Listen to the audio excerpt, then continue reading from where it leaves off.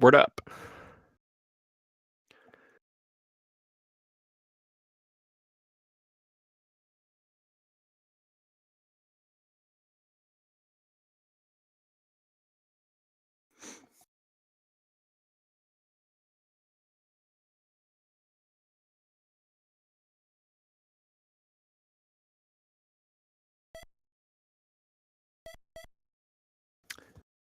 Good evening, everyone, and welcome to the Tuesday edition of the Zelda 2 Randomizer Weekly, a series of tournaments, events to promote competition and camaraderie amongst the Zelda 2 Randomizer community of players and to promote a positive view of the Zelda 2 Randomizer software out to the broader community. I'm your host for the evening, Josh E.D., and with me tonight is OPT. Say hello.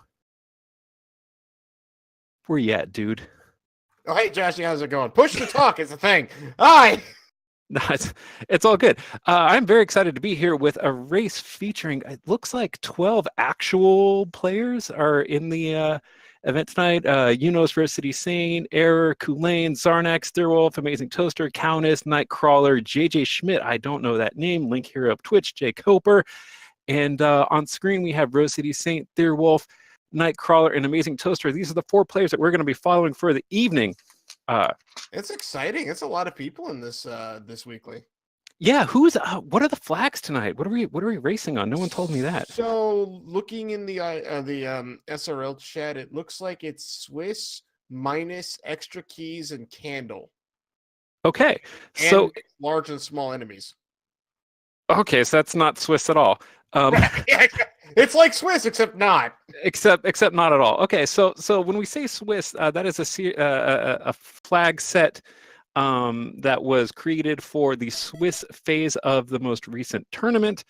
And it's meant to be a set of flags that are accessible to players of all skill level. Looks like we will not be starting with the candle, which means that let's get this thing streaming again for me. Sorry, my thing just crashed. Oh, we're off. And we're also starting with only 3 heart containers, too. Okay, yeah, so this is very different than Swiss flags. So we have we have a kind of crazy set of flags right now. The first thing to notice is if you played Zelda 2 before, we have a brand new overworld. The Randomizer software creates an overworld that is unique to this game. But still, here on the Western continent, we will have the 5 caves that hold major items that you would normally find on the Western continent. The Trophy Cave, Magic Cave, Medicine Cave, Heart Cave, and Peabag Cave. There will also be the 4 towns, which we see Rose City Saint is in Saria right now, picking up a spell. Nightcrawler, I didn't see what town he went into, but the same 4 towns that were on this continent in vanilla are still here. So we have Rauru, Ruto, Mido, and Saria, but they will have a different spell than they contained before. And they will also have the same requirements to get the spell if you need it. So the trophy for Ruto and the Water of Life for Mido. It looks like both Rose City Saint and Nightcrawler have found the mirror successfully. What picked up Shield Spell. Shield Spell will half the damage that Link takes, so that's actually going to be really great if you're starting off with only 3 heart containers. The magic containers, you always start off with the 4 that you're supposed to have, and those are each worth 16 points of magic, which are used to cast the spells. You can see the cost of the spells in the pause menu when people go in to access their spells. When you take a magic level, that reduces the cost of the spells at a random amount with the software per level. Sometimes not at all. Sometimes not at all. So Nightcrawler sprite, what is that? He's got a crazy sprite. Don't worry, that it is possible when you're playing this game to have. If you use the randomizer software to have a different beam sprite, which has no effect on the gameplay. But this is some kind of hack that they're doing, but I assure you it's not going to have any effect on how the game is played. There's no advantage or disadvantage. Okay, and let's see. So we have a mix of large and small enemies. What that means is that in the game, If you don't mix large and small enemies, if in the original game there was a small enemy, it will be replaced by a random small enemy from the same set that should be appearing in that area. But if you have mix, you can have all the bots be Dairas, and that would be a really, really terrible screen to go into. Looks like Amazing Toaster is picking up the spell, or the shield spell right now. We have a lot of Dairas around the encounter so far, I've been noticing. A lot of red ones throwing those axes. For instance, Amazing Toaster. Yeah, so Amazing Toaster is taking an axe to the face. If they had the reflect spell, that would the shield would be blocking those, but otherwise you just kind of have to avoid them at this point, either by jumping or running away like crazy. That would also do the trick. Right. It looks like we have a lot of grinding right now. It seems that people are taking encounters, probably trying to just get a couple levels right now. It's really hard to start the game with only 3 heart containers.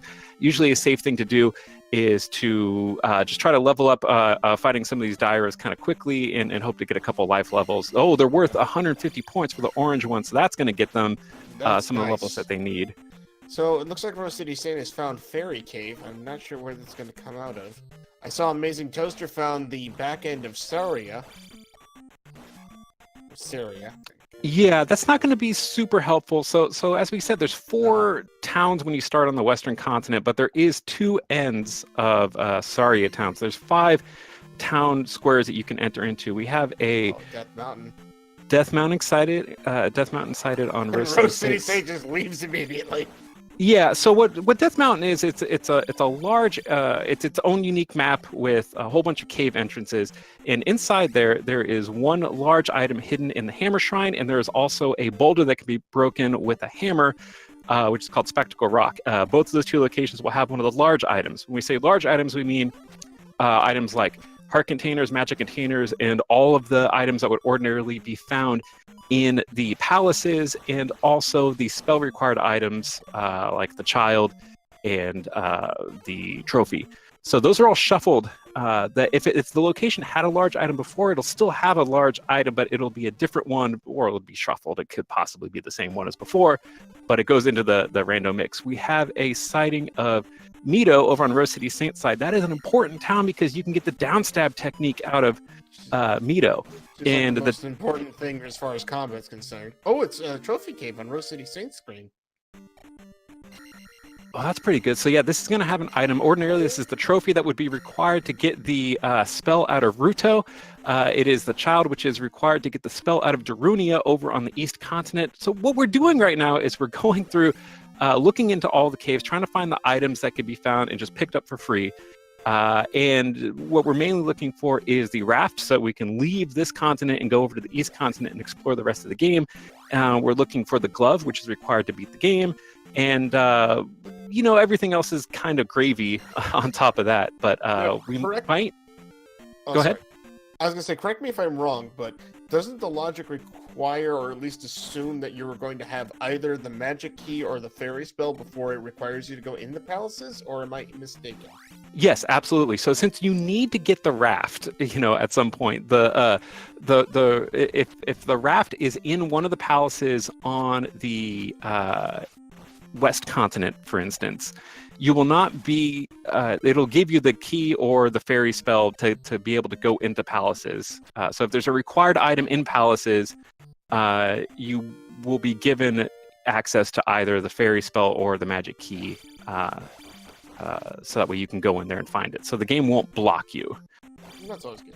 Yeah, so when you go into palaces, there's a lot of locked doors. There's only 2 ways to get through it. You could ferry through, or you can pick up keys that are... Oh, we have a glove over on Rose City Saint side. That's great. Nice. Where was that in? That's in the grass tile.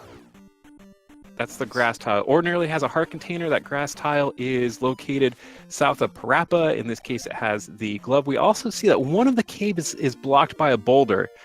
So 0 to 2 caves can be blocked by boulders, and the hammer is required to get into those. It's not necessarily required that you get into those at all. You may never find the hammer in the game, but if you do want to get in there, you're going to have to find the hammer. And there's 3 palaces. All of the palaces are over on the west end of West Continent, all within a short throw of each other. We have Palace 1. And this is Palace 3 or 6. We won't know until you go inside. And so P1, Palace 1. P3 or 6. And what's this other guy over here? We're going to find out in a minute.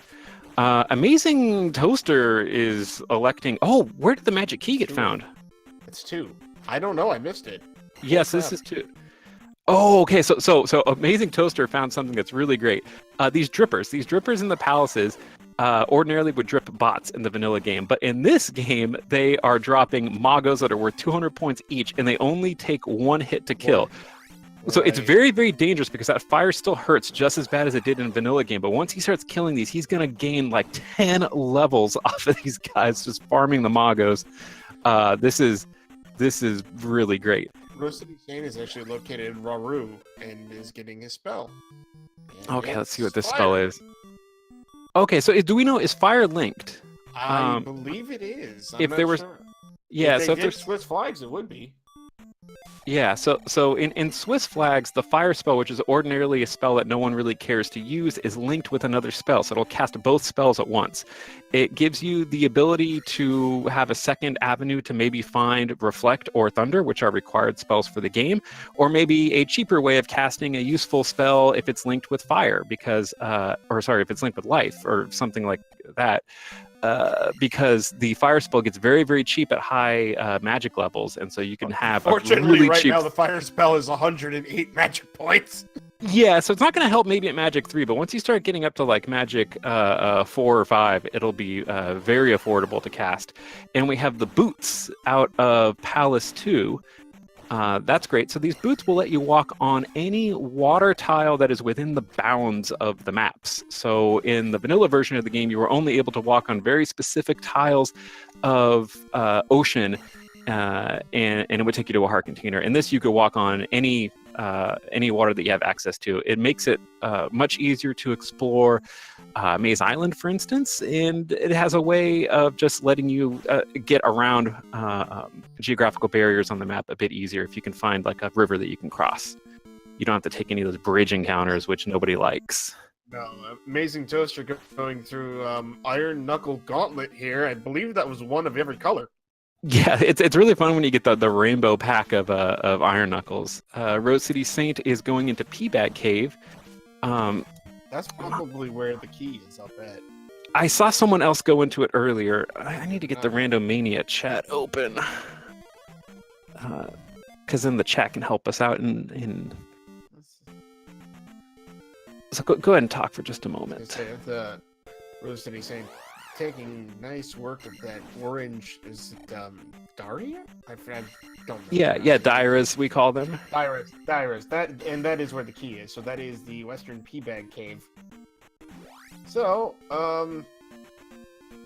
so that's where we got the key. So do you expect Saint to just jump into palaces immediately like Amazing Toaster did, or would you expect him to explore? I guess what do you do? Explore more of the overworld before going in, or do you just go in once you get one of those items? Well, I mean, if it's two, I would go in there as long as I had maybe the jump spell, because you can get blocked on the crumble bridge if you have to go in the opposite direction. Right. It could be possibly glove block, but we got the glove earlier, so there's really no reason to avoid Palace 2. It's kind of big, but you're going to have to do it at some point, and it's usually better to just get it over with if you found it.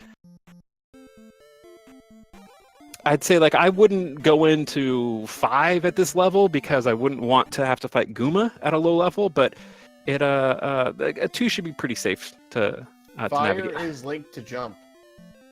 Okay, so that's great. So you can get the down stab right now. Any of our players? Thorwolf is doing. Oh, perfect. Smart Thorwolf. I have not watched Thorwolf play yet. I haven't seen any of these players except Rose City Saint actually play this game before, so I'm pretty excited. Yeah, it looks like they didn't change the gem requirement, so they are going to have to place all 6 gems in the game.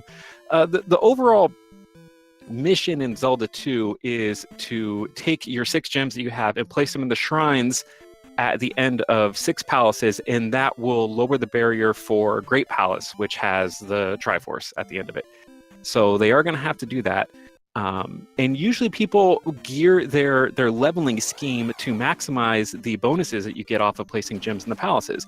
When you place a gem in a palace, it gives you enough experience to buy the next level that you can't currently afford. So people like to keep their magic and life levels at around 3 and then just use the palace bonuses to boost up their attack levels really high.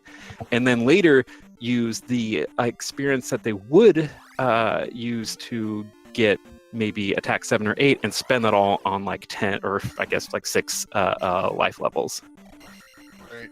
It's harder to do in this version just simply because of the random amounts of the experience, I feel. Yeah, it can, but they have mixed large and small enemies, which actually I find, rather than regular Swiss, it makes it a bit easier to find a whole bunch of experience because you're more likely to find large enemies, and those are juicy enough to get you over the maybe 900 experience that you would have to get over for Magic 3 to be able to get one of the big attack levels. Looks like Nightcrawler is going into the P-Bag Cave. Sorry to cut you off, and that is where we got the key, I believe. It looks like that is a Zelda sprite. It does look like Princess Zelda. Yeah, somebody else in the chat said that. Like, yeah, that definitely does look like the Princess Zelda you find sleeping on the... I didn't catch if she's trying to awaken Link or not, so... All right, so yeah, Nightcrawler's got the key. Nightcrawler can start going into some palaces. If we level 4, too. Yeah, 4 is about as high as you really want to go if you're trying to maximize your palace bonuses. Usually Magic 3 Life 4 will put everything at between 900 and maybe the most 1,200 points, which is the amount of experience that you have to exceed on your own through just regular combat to be able to have your attack level be the next most expensive level and benefit from the big there's a palace raft bonus. spot. Thorough screen of the raft spot. It looks like it's not in a very nice place, though. Oh, I didn't see it. I didn't see it. What was the... blocked off by mountain ranges. It's either a long rock around or some cave or walkway somewhere. Well, good. Well, we have the boots, so that should... You have the boots, absolutely. I didn't catch if it was at the edge of the screen or not. We'll see. Yeah, Amazing Toaster really wishes he had the downstab right now. If he had a downstab, he'd be able to just pogo over that blue iron knuckle rather than just tanking hits to get through right now. This is pretty clearly Palace 1 that Amazing Toaster is in, doing combat with a red iron knuckle. Ooh, Magic 4, that's... some people just buy levels as they get them. Magic 4 could make it difficult to take big bonuses off of the gems at the end of palaces. Oh, we have the candle. That's my favorite item. Candle in Palace 1. I feel like this game is suddenly not random enough. Yeah, so the what OPT means is that the candle is the item that is normally vanilla located in Palace 1, and it is here yet again. So, but that's one of the things, is that all the items are shuffled, but you could definitely end up with the same items in the same place. Absolutely. Thurwood picking up his magic key, so he's got that and glove and jump. He's ready to go into some palaces. Well, he doesn't have jump. He's got fire, which is a jump. So yeah, and he might not have checked yet to see what that fire spell does. Sometimes people forget to check their fire spell, and they'll end up having something really useful that they have not accounted for. But let's see, Theorwolf has the downstab, which is good. Most of our players have picked up the downstab. Amazing Toaster is doing combat with Horsehead. Okay, and so you can see here, Horsehead only drops 50 points. So if Amazing Toaster had so he's gonna place the gem, and so he's gonna get enough experience to buy whatever level is at 950 experience, which is a life level. And that's just an important concept to understand if you're watching these restreams. Because it is something that definitely governs the decision making of players when they're inside palaces in particular. Whether they might do a little bit of extra grinding to be able to take a big bonus, or whether they'll do what they call eat a gem, which is just take it for a small amount of experience and maybe not even buy a level. Some people are very, very careful to preserve their leveling scheme as they want it to be. Rose City Synced is about to pick up this candle in Palace 1. If you're going to get the candle, getting it early is really the time to get it. This is something that is not very fun to get when you're just about ready to go into Great Palace and don't need it anymore. But there's a lot of cave exploration usually necessary to navigate the East Continent, and having the candle is going to make that much, much easier because the caves are dark. All right. So that Amazing Toaster is in Palace 3. That was the other palace on the Western Continent. We weren't sure of 3 or 6. It's definitely 3. And we have a point bag. That's not exactly what you're looking for, although finding point bag. Finding them early in the game is the time to get them. But he up A's anyway. So let's explain that. In Zelda 2, if you pause on controller 1 and hit up and A on controller 2, it initiates a game over. Dig Shake has put into the randomizer a feature that lets you return to the beginning of the palace that you're currently in when you do a game over. That was really nice. It's really nice. In vanilla, that only worked in the Great Palace, and here it works in any palace. It's a way that can actually speed up your exploration by allowing you to take a bunch of damage and then just hop into a palace, get your lives back, and continue exploring, which makes especially navigating East Continent much, much safer. Let's see what Rose City Saints... Jump spell and or fire spell and firing out. It's tied to jump. I feel early on blue iron knuckles you should just avoid regardless. Yeah, I'm really just pogoing over them. I mean, until you get a few attack levels in you, they're just kind of difficult to deal with. Although Rose City Saint killed his iron knuckle without much trouble. Oh, looks like the item is pretty early in Palace 3. Very early. So that's pretty good. When he sees this point back, he might decide to just peace out. But this is a palace that he could beat right now. He's got downstab, he's got the glove. There's nothing stopping him from beating this palace, and you're going to have to beat it at some point anyway. Amazing Toaster deciding to go into Death Mountain, maybe looking for the Hammer Shrine, and he leaves.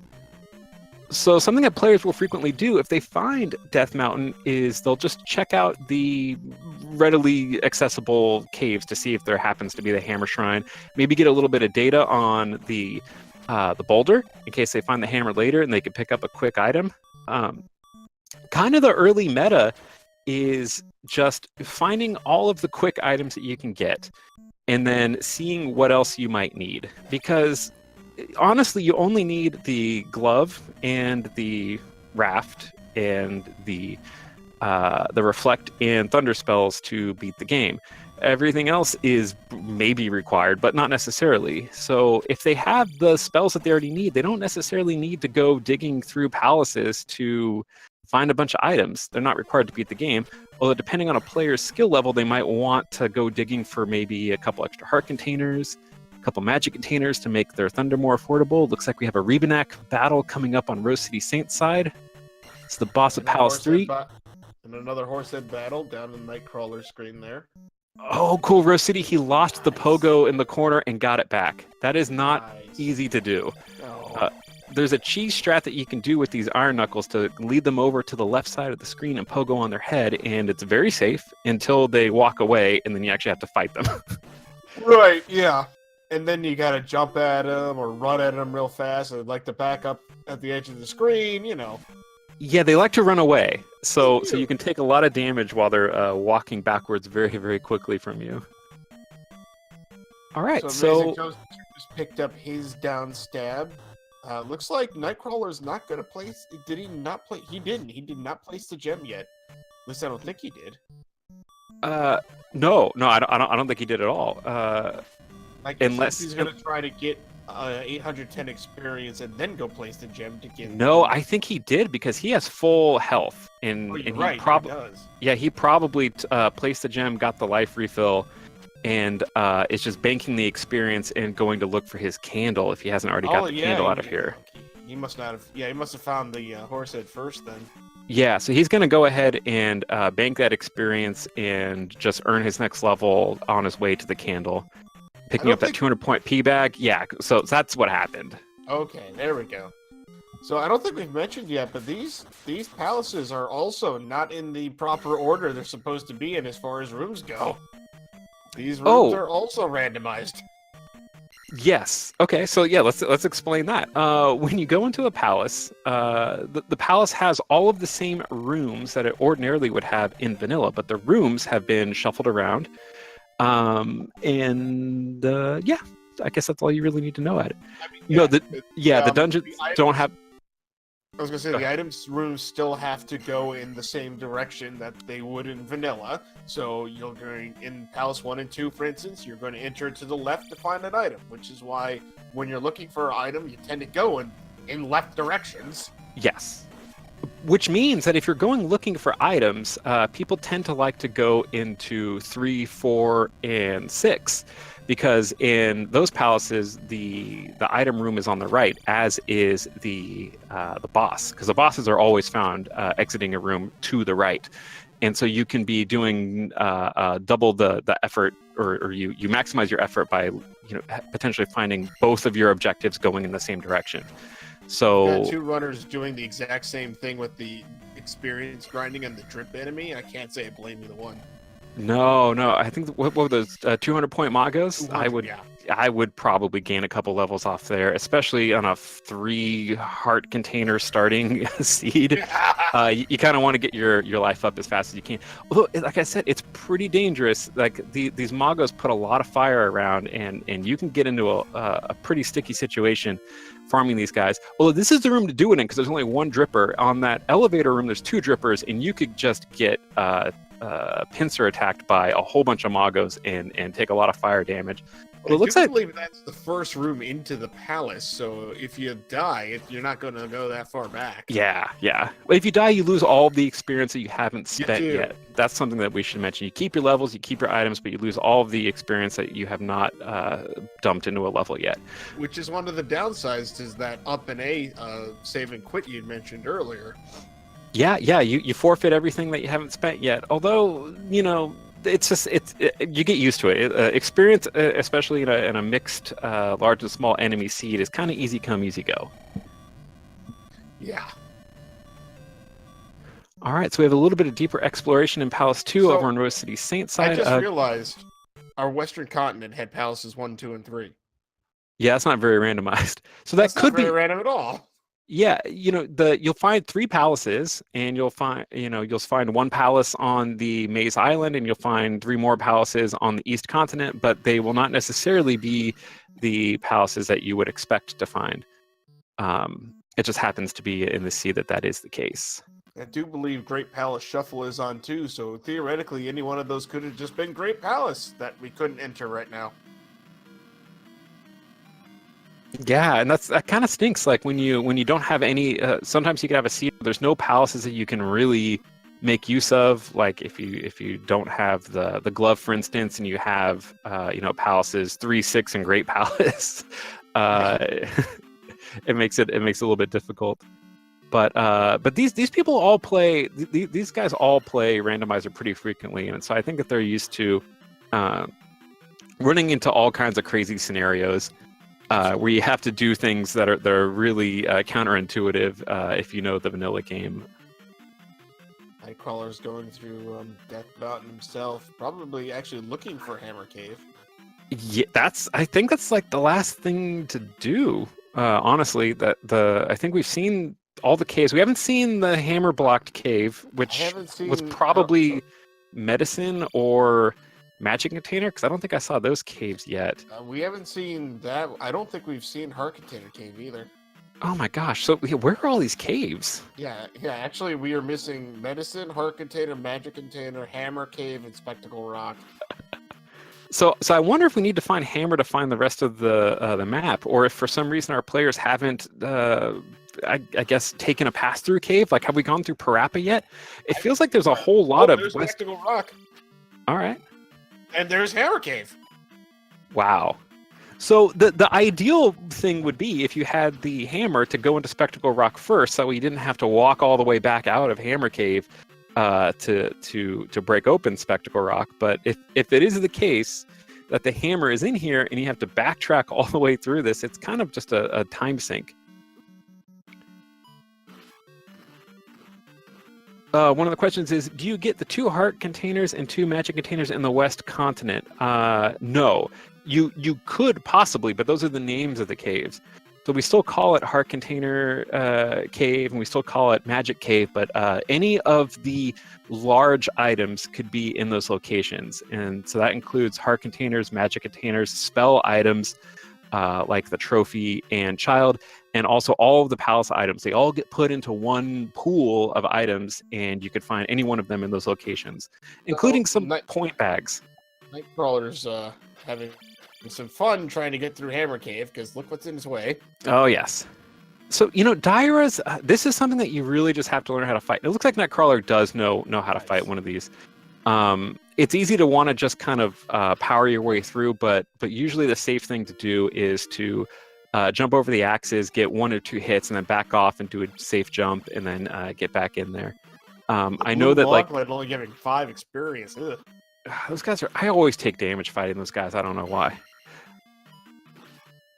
And yeah, there's nothing like a blue gorilla on one of these rooms with a whole bunch of lava, just throwing tons of boomerangs that can get in your way and knock you off. The blue gorillas can have 3 boomerangs on screen at once. I believe the reds can have 2, and the orange ones can only throw 1 boomerang at a time. So the blue is definitely the worst one. There it is. So yeah, so we see an up A. This would be a huge backtrack to get back to the main overworld. So Nightcrawler takes an up A and is probably done with this really lousy continent right now. It's missing some stuff. Just a few things. I don't know if it's because of insufficient exploration, or if there actually is something preventing our players from finding more of the continent. But I feel like we haven't seen everything that we should have seen. My honest guess is that once they got the magic key, the gloves, they just decided, well, here's some palaces, let's go in. Especially when you figure out that it's 1, 2, and 3. I mean, you might as well explore them. 1's got no blocks except keys. 2 has 1 or 2 glove blocks, maybe. 3 is the one you really need the glove for, but that's a good point. Those are all palaces that when you find them and you can do them, you should probably do them. But I find it hard to believe that all 4 players would have decided to just go into palaces without finding all of the free items.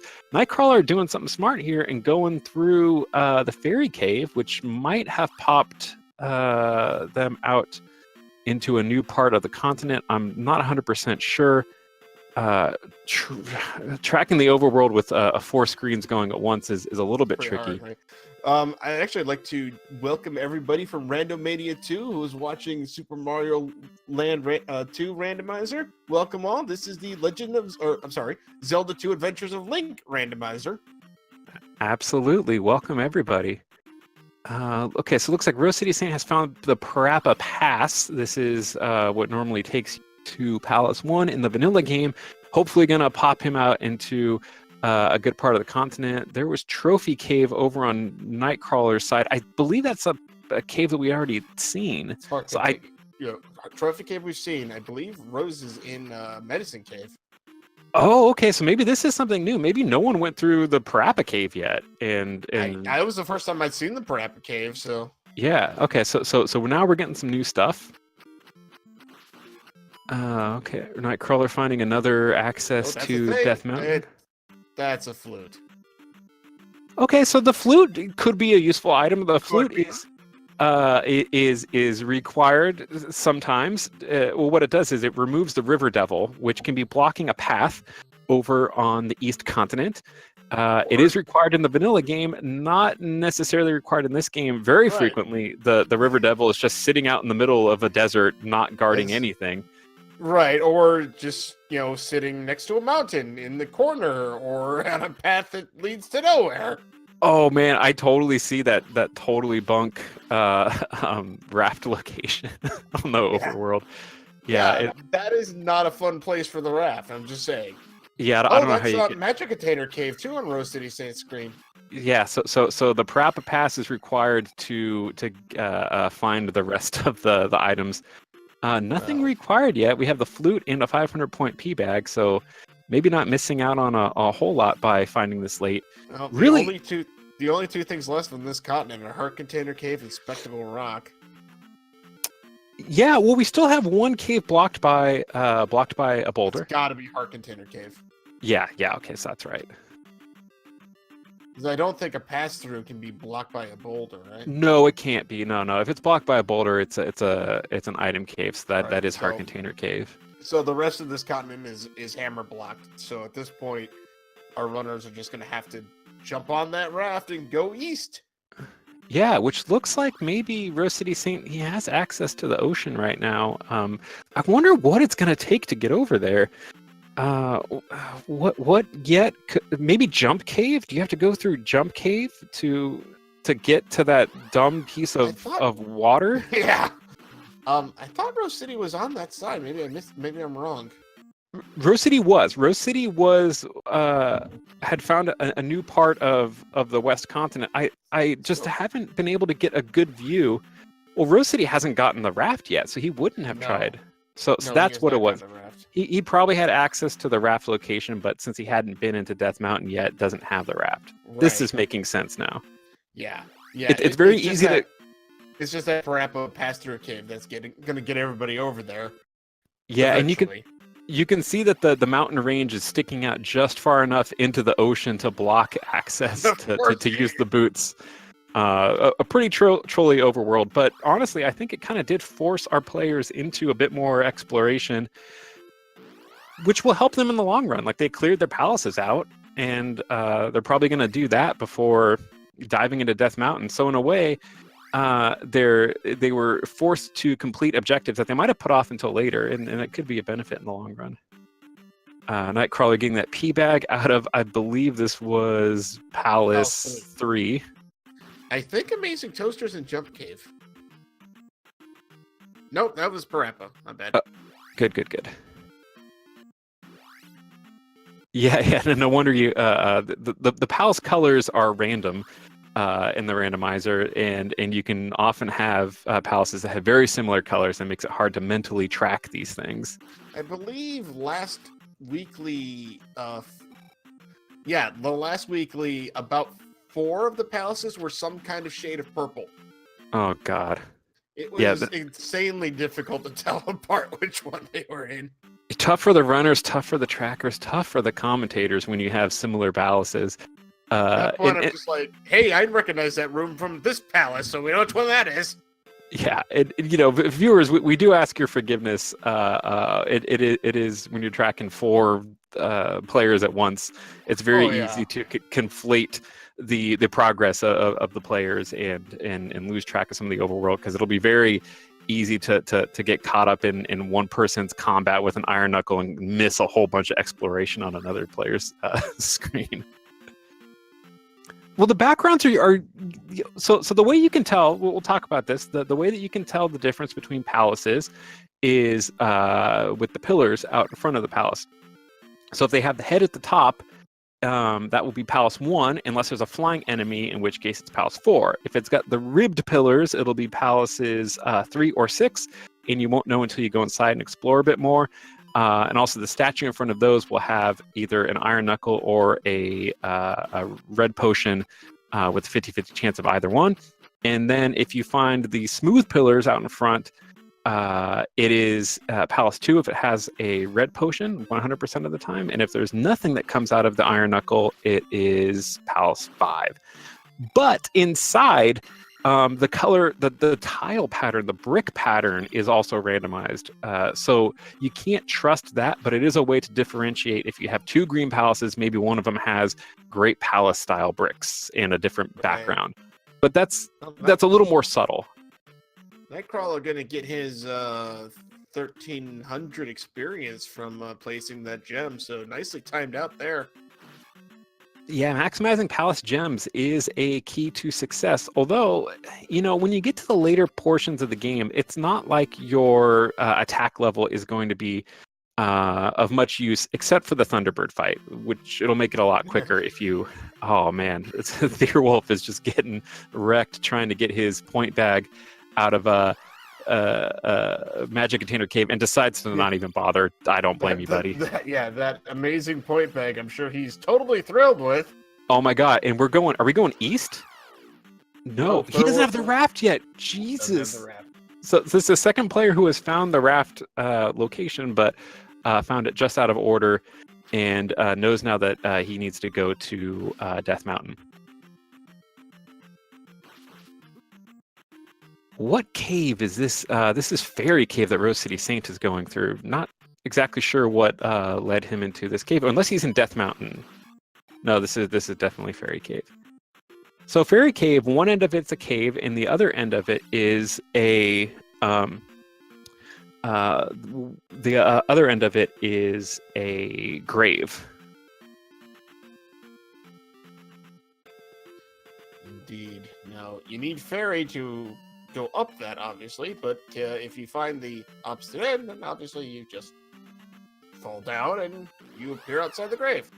Yeah, it's a rare seed where you actually are required to go through Fairy Cave to find another part of the continent, but there are seeds where that's like your only option to Right. break out. Although sometimes it's a nice shortcut regardless, so you can avoid, mountains of swamp. Oh, yeah. Yeah. Because There's often more... Go ahead. I was just going to say, because sometimes you feel like somebody turned on, maximum swamp on a seed. Yeah, and we always call DigShake for that. I like to tweet at DigShake my screens that are 100% swamp. I should have done that earlier, apparently. Yeah, go ahead and do that. And definitely there's a Twitter, Rate River Devils, which you can send your pictures of useless river devils if you find one just chilling out in a swamp. Whoa! Hey, Rose City Saint is on the East Continent, and here we have the town of New Kasuto. So in New Kasuto, you will find one spell, and you will find two potential items. One of the items is blocked behind a lady, which has a certain number of magic containers that you have to have collected before she'll deem you worthy enough to give you an item. Look like 6 this seed. Okay, so that's not too bad. There's a good chance that our players will get 6 containers, but maybe not come back if they're missing, if they're not missing an important item. We got the life spell, which is the free spell that you could pick up just by finding this town. You can go in there and get a spell. If you have the spell and go to the end of town, you will cast that spell and a shrine appears, and inside of that is a key item, one of the large items, and we don't know what that might be yet. Since our players don't have spell, we won't find out for a little while. So with 2 items here, I'd actually expect the runners to come back here. I mean, obviously, unless they find everything else they need. Here, yeah, but... the highest level players probably won't come back unless they know that the glove is there. But most kind of probably middle ground to newer players will definitely come back, just because it's free items and no one really at that level likes going into Great Palace with 3 heart containers. Right. Well, the desert heart container spot ends up having a magic container today. Yeah, well, that's, you need some of them. You definitely need some magic, so that's a good thing to find. It'll make casting some of the more expensive spells, which life can cost a whole lot at Magic 3 or 4. Thunder can be a whole lot and really choke you up once you get into Great Palace. So, a lot of players won't collect all 8 magic containers, but they'll want you want a few of them at least. So I don't know if you saw it or not, but the eastern raft spot, it runs directly into a graveyard that runs into a mountain dead end. You have to actually walk across water to get any place. So boots required, but good thing we got the boots over on the West Continent. As it turns out, I think they were required to get that raft spot. We have a very, very small Valley of Death. It's like 5 tiles and you're at the palace. I saw it. Well, that's the kind of Valley of Death I like to find. Oh, and here we have P-Bag Cave, right? Yeah, so Rose City Saint is in one of the 2 P-Bag Caves, which have large items in them because of the randomizer shuffle. These caves can be a little bit of a barrier for new players. There's so many caves, and being able to identify them quickly is vital to quick and successful exploration of the game. We have a hammer in this P-Bag Cave. So that gives us access to 2 items if anyone wants to go back for them on the West Continent. We'll see if that actually is the case. It's going to be one of those things. The medicine's going to be blocked by the hammer and Spectacle Rock. And, of course, Midow's going to have Thunder. Because why wouldn't it? Yeah. There's all sorts of trolley fantasy booking you can do to. Because I feel like Spectacle Rock's going to be the last place anyone goes back to, because that's going to be the most like painful thing to track down.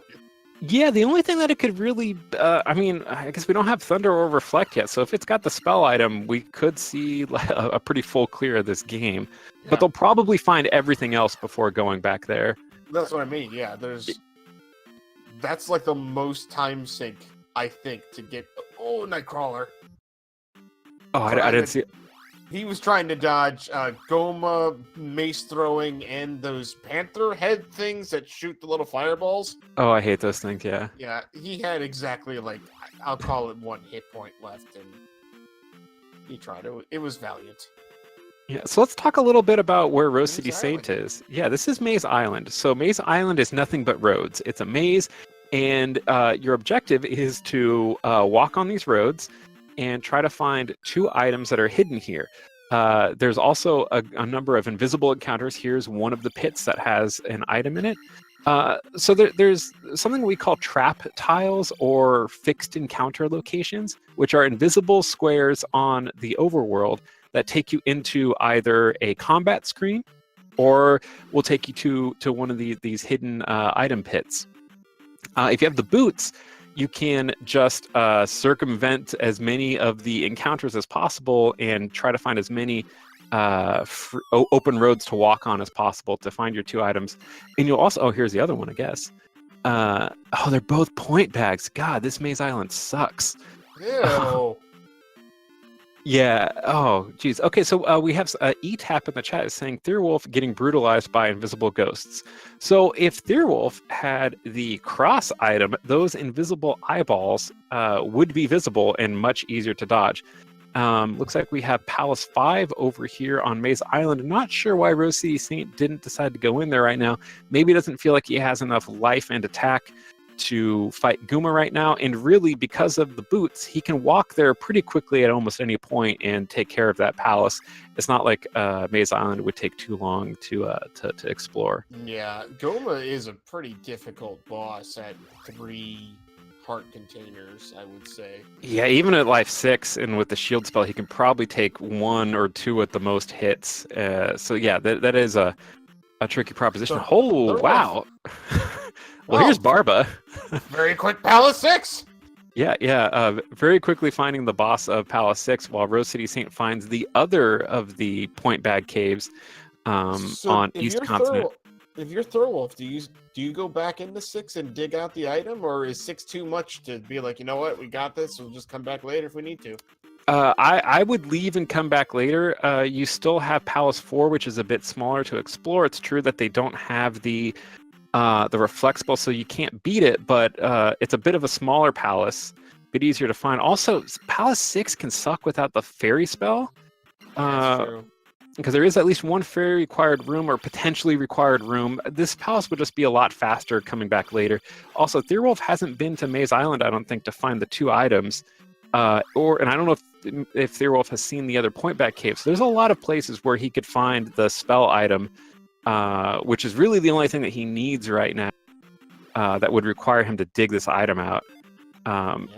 We also haven't seen Old Kasuto, which is a free spell. We haven't seen Naburu, which is a free spell. They have the Kid, which could be Thunder. So not a lot of incentive to invest more time in here. You found Barba quick, get out. That's my call.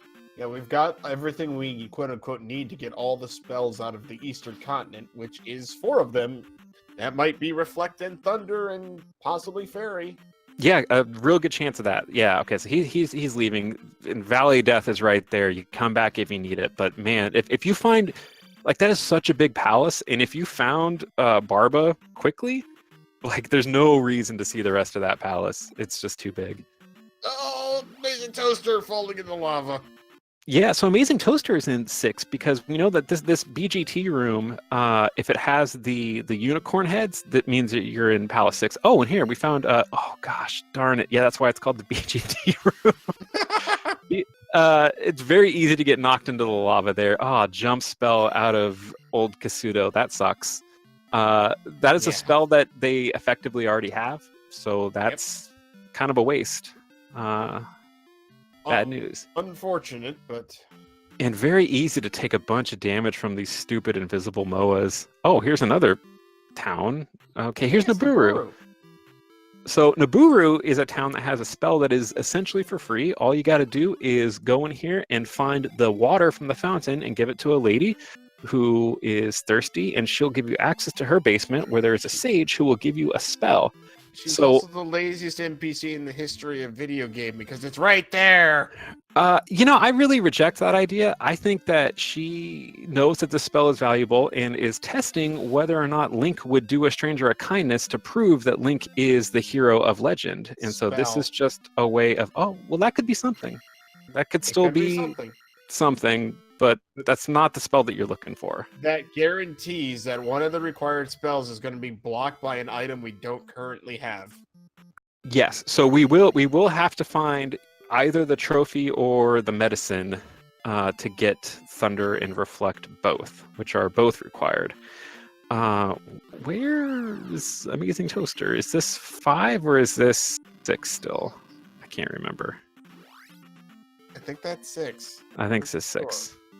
But yeah, I think that's 6. Okay, so we found the Great Palace in Great Rose Palace. City Saint side. In a pretty difficult looking location with not much else. That is an out-of-the-way location, it looks like. Oh, it looks like there's a cave that... Yeah, sorry, there's the cave that takes you to 2 towns and Great Palace. And if that was only one cave, that's a really lucky cave to find. And I would probably have a really hard time finding that, because usually I like to do just overworld exploration before diving through these paths through caves over on the East Continent. They're very hard to keep track of. But if you're looking to get into this game and are having difficulty remembering the layouts of these caves and are looking for some help, Angry Larry has made some tools.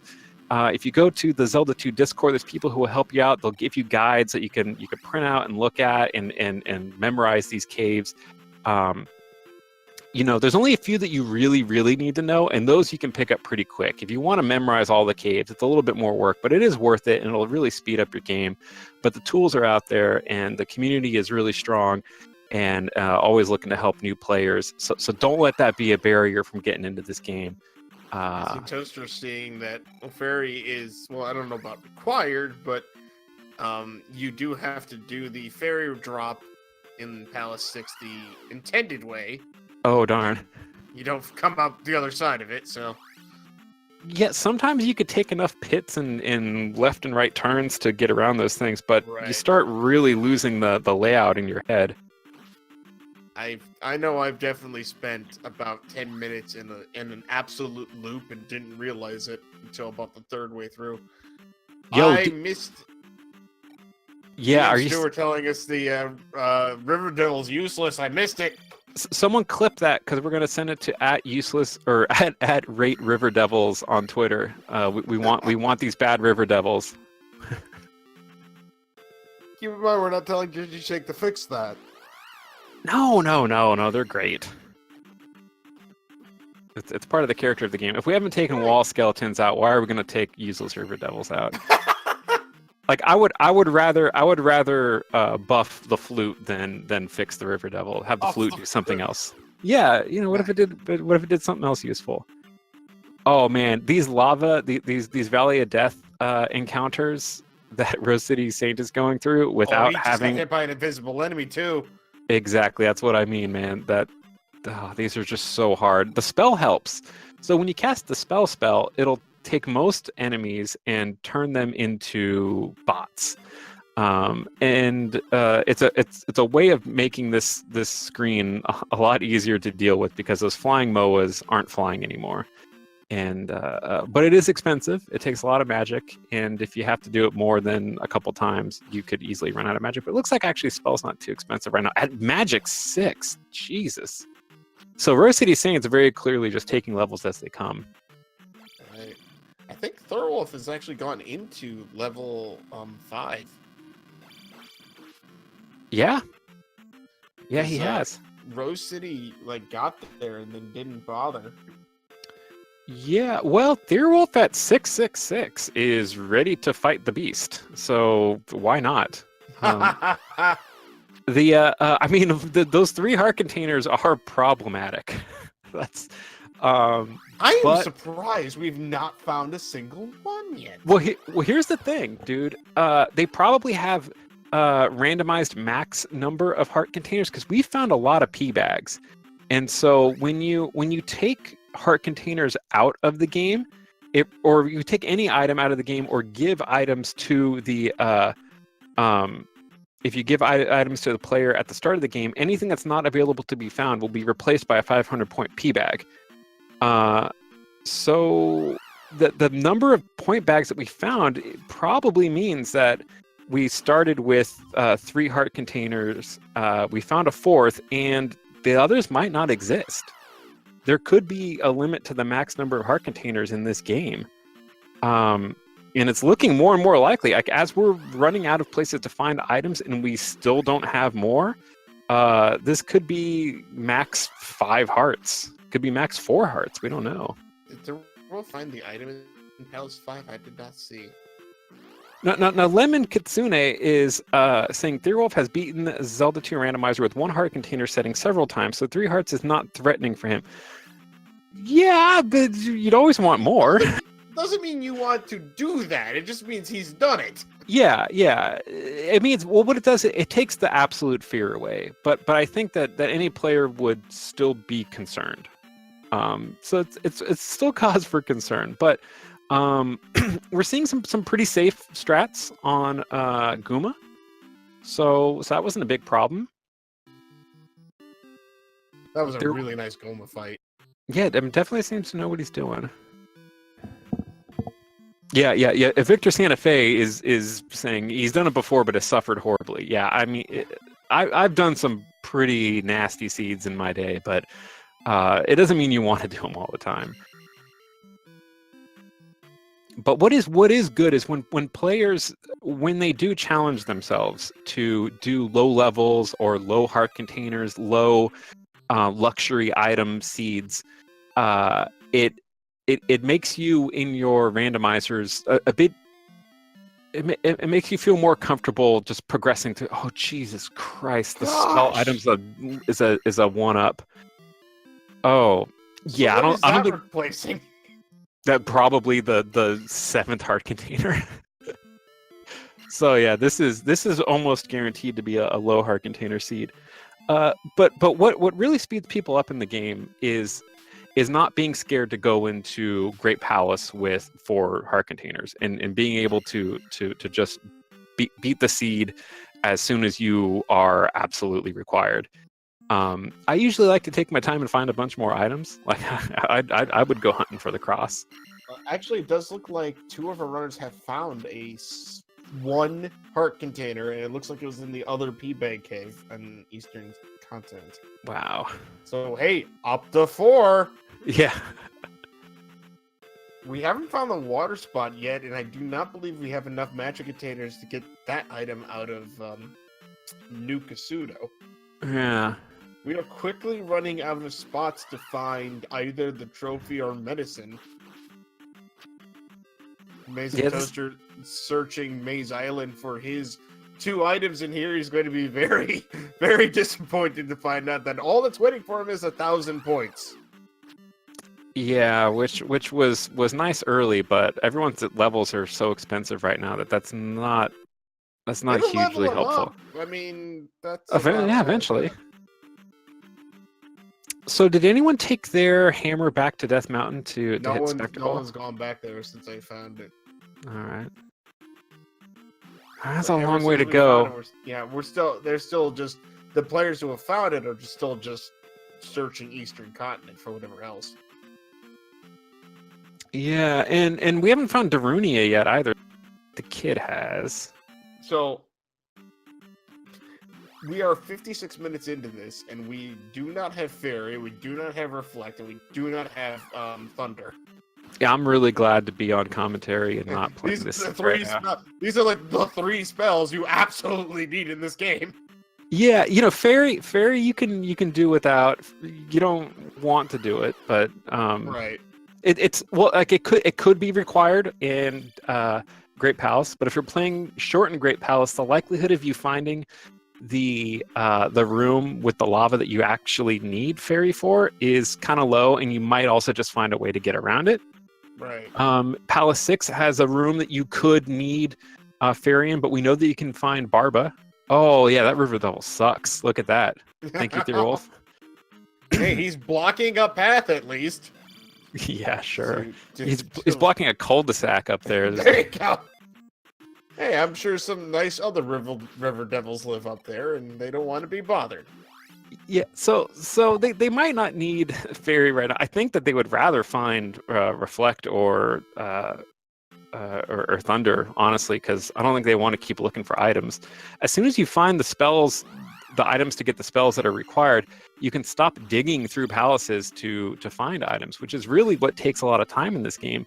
You can find a lot of items in the open caves, but as soon as you have to start like full clearing palaces, especially if you have to full clear 6, goodness, that would it would just take way too long. So you want to get out of that part of the game as fast as you can. I like Rose City Saint double checking the top end of this. Yeah, this I content. believe it was him who told me before that he was participating in a seed where the last row at the bottom of the screen was actually a walkable water like area, and it was impossible to tell unless you walked down there because it took up the whole like bottom screen, and you had to go do that to get around one big mountain thing. Oh, that's so trolly. So it looks like it's blocked, but it's not. Yeah. Right. So yeah, I'm not surprised that we're gonna. I mean, I randomly check those things every so often now. Yeah, it's worth doing, especially if you think that you've found, or if you think that you've seen all of the continent but have not yet seen all of the continent. You start checking the less likely stuff. Okay, so Amazing Toaster's doing Gooma. How's that gonna go? Are you gonna push him off the screen? No. Okay, so letting Gooma come out to the screen looks like gonna do the slide into the shins and then jump away. Having attack 6, he seems to have a lot of health. Yeah, I mean Gooma's a big boy. This is all right. So we can cast Life Spell. Life Spell, is it only doing 3 hearts? He got hit immediately after using it, so I couldn't tell. Okay, yeah. So we have some uncertainty about what the exact flags are. They started with the Swiss flags, but then changed a bunch of stuff. So I didn't hear that they changed the effectiveness of the life spell. So hopefully it still does 3 hearts. I just realized we know exactly what flags they have in the RC. Let me look. Oh yeah, check them out. Let us know. All right, so we're getting upstab in Darunia. Theorwolf found Darunia. I didn't see where it was. I was too busy watching that Gooma fight. Gooma fights are always fun to watch. It's one of the fights that you can really be creative in because it lasts long enough. So you can really see the difference in how players take on that fight. I personally like the Barba fight because there's just so many ways to fight Barba. Including the jackhammer, the jump with the triple hits, the upstab into the chin, all sorts of ways that you can fight Barba. Some people like to fight Gooma by pushing Gooma off the screen and being really safe. Some people like to jackhammer his belly. So these are fun fights to watch. So we do have randomized maximum heart containers. Oh, well, that's your answer right there. That's the explanation for all those darned pea bags. All those beanbags and no heart containers. Yep. We might have maximum 4 heart. Maybe 5, but 5 might be somewhere in a palace that we're never going to see. Right. All right, so we got Fairy. It looks like Theorwolf was in Darunia and picked up Fairy. That's not the one you were looking for.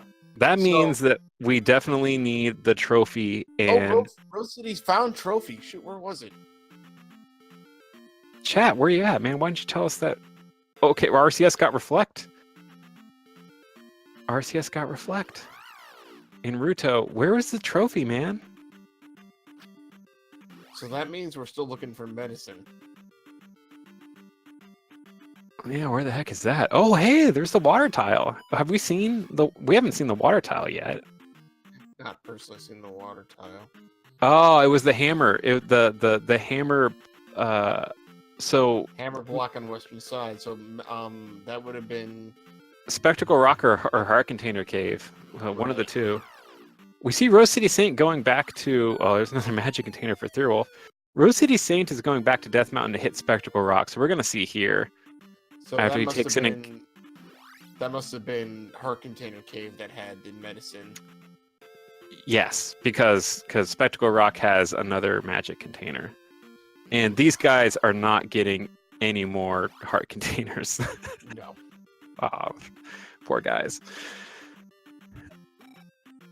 So if I'm right on this, the medicine, not the medicine. Yeah, the medicine. Well, yeah, let's The talk about the medicine medicine. Where could it be? It's going to be in either Nukasudo, which I believe Rose City has enough. No, he doesn't have enough magic containers yet. Was it 6 required? It looked like it was 6, yes. So that could be something. I saw one of our players was trying to dig out the item out of Palace 6. Rose City Saint does have 6. What was that 6? Okay, good. So Oh, he does there. Okay, he does have Yeah. 6. So it's either there or it's in Palace 4, 5, or 6. I did not see anyone successfully getting the item out of 6. It might be fairy blocked. yeah. Well, let's hope it's in 4, because so Rose City now has the Reflect spell. So he's going to go to Palace 4. And both Karok and the item are found by exploring to the right. So that's your quickest item right now. When you play the randomizer, often what you'll do is you'll take an account in your head of where are all the items and where can I find an item the fastest or a couple items grouped together. And so if I was thinking up objectives, I would definitely either go here to get this item out of Nukasudo, or go to Palace 4 because I need to go there anyway, and I might just find the item while looking for Karok. I was wondering where Rose was going to. My guess is that he He forgot what he was doing. forgot which item he was going for in here. Yeah. Okay, and Melee Wizard is telling us that no one's found the item out of 5 yet. Right. So and I don't think we've even seen 4. I have not seen 4. There it Oh, is. okay, there we go. Well, it doesn't matter now. That's better. That's what you want. Because, dude, if you have to go back into 5, that palace is so big. I think 5 is the largest palace that there is. And it sucks because the item is in the opposite direction of the boss. So it's just... It sucks finding the item in there. I But- do want to give a brief shout out to everybody from Random Mania 3 who is watching the Pokemon Crystal Cinco Bingo race. Welcome. You are watching the Zelda 2 Adventures of Link. I keep trying to say Legend of Zelda. Zelda 2 Adventures of Link randomizer featuring the 4 runners on screen. About an hour in. I believe Rose City Saint is in, what is it called? Full Digi-Shake? Well, let's see. No, we don't have Thunder. No, Well, he has got the item. to He has the item to get Thunder, but yeah, other than that, there's nothing else that he could need. No, you know, outside of like wanting to find another heart container. You're not gonna find it. It's just- you gotta give up on that. I mean, we have our players are up to life 7, life 6. So they're definitely just accepting the fact that they have this many heart containers and are just gonna have to deal with it. Pretty much. Yeah, I guess the only other thing you may really want is a magic container because Thunder seems to be expensive. Well, at least normally. It can't. Yeah, it really can be. You know, if you're lucky, the spell doesn't really get cheaper until I think Magic 8, Magic 7, Magic 8. It starts to go down a little bit.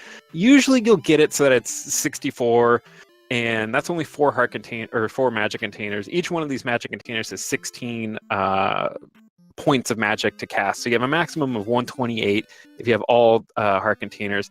If our players have 6, that means they have 96 points of magic to spend. So they could spend 64 on that and probably still have enough to cast Reflect. Reflect gets pretty cheap at Magic 6, Magic 7. And I mean, hey, there's the Thunder. Yep. Oh, I didn't see what it cost. 78. That stinks. So that's most of their magic. Hopefully, that means that they'll probably be able to cast Shield and in Thunder. If Reflect gets really cheap, there's the possibility, which I think that's the better spell to cast when fighting Thunderbird. Really? Yeah. So what Reflect does is it makes it so that your shield can block fireballs. So Thunderbird starts spitting a lot of fireballs. If it hits your shield, it'll make it disappear. It also makes your hitbox smaller than usual, which means that you can oftentimes jump through fireballs. They'll just pass right through your body without getting hit. So when Thunderbird gets down to half health and starts sending out tons and tons of fireballs, it makes it easy. You can just jump right through them and almost never get hit. While you could take shield, which halves your damage, it's better to just not get hit at all. That's my take. If I had the choice between the two spells, I'm definitely casting Reflect. I'm learning a lot today. I love that. You know, I mean, I rather than keeping track of every little bit of information that's happening on screen, which the viewers can look at the screen and see what's happening. I think like trying to explain it in an accessible way for new players is maybe one of the best uses of these streams right here. I'm still chuckling at that raft spot on the eastern side. I'm sorry.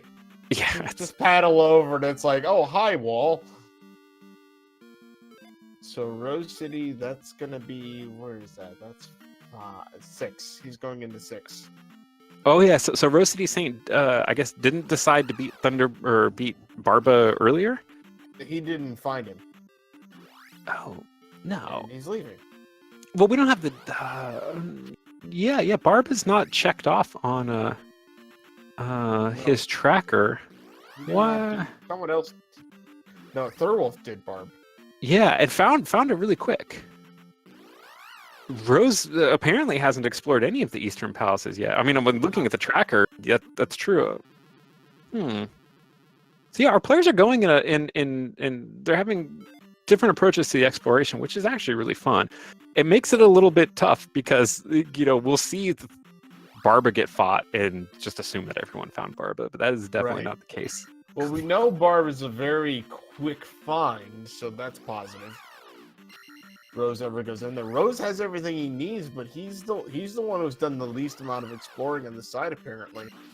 Thorolf has beaten two of the eastern palaces. Everything in the west, he only needs to find Thunder and Reflect, and he found Jump instead. Yeah, Thorolf is. I mean, you don't want to say someone's ahead, really. It's so hard It's to tell. Until you start hitting Great Palace, it's hard to say who's in the lead. Yeah, but he's only got one more palace to do. Although, where the heck is Palace 4? We haven't seen it yet, as far as I know. I do not believe I've seen it because I've been checking him off on my, I'm using a tracker to keep track of everything, and I've not seen anyone even look at Palace 4. Yeah. It's possible that the runners have seen it and realized, well, I know where everything else is, so that has to be 4, so there's no point in going in there because I don't have Reflect yet, but I don't even know. Yeah, there's probably a pass-through cave over here on the East Continent that takes you to one little valley that has but Palace 4 in it. Right. Which does frequently happen, and it makes it really tough. It can be difficult to keep track of where all of these caves go to, but it does make me wonder what Rose City Saint thinks he needs to do, because he's exploring a lot. He doesn't have fairy, so I wonder if he's scared to go into 6 because you might need fairy, and just hasn't found 5. If he found 5, he probably should have done it. And I say should, I mean, I'm not making a judgment call, but like there wouldn't be a big reason for him to not do it.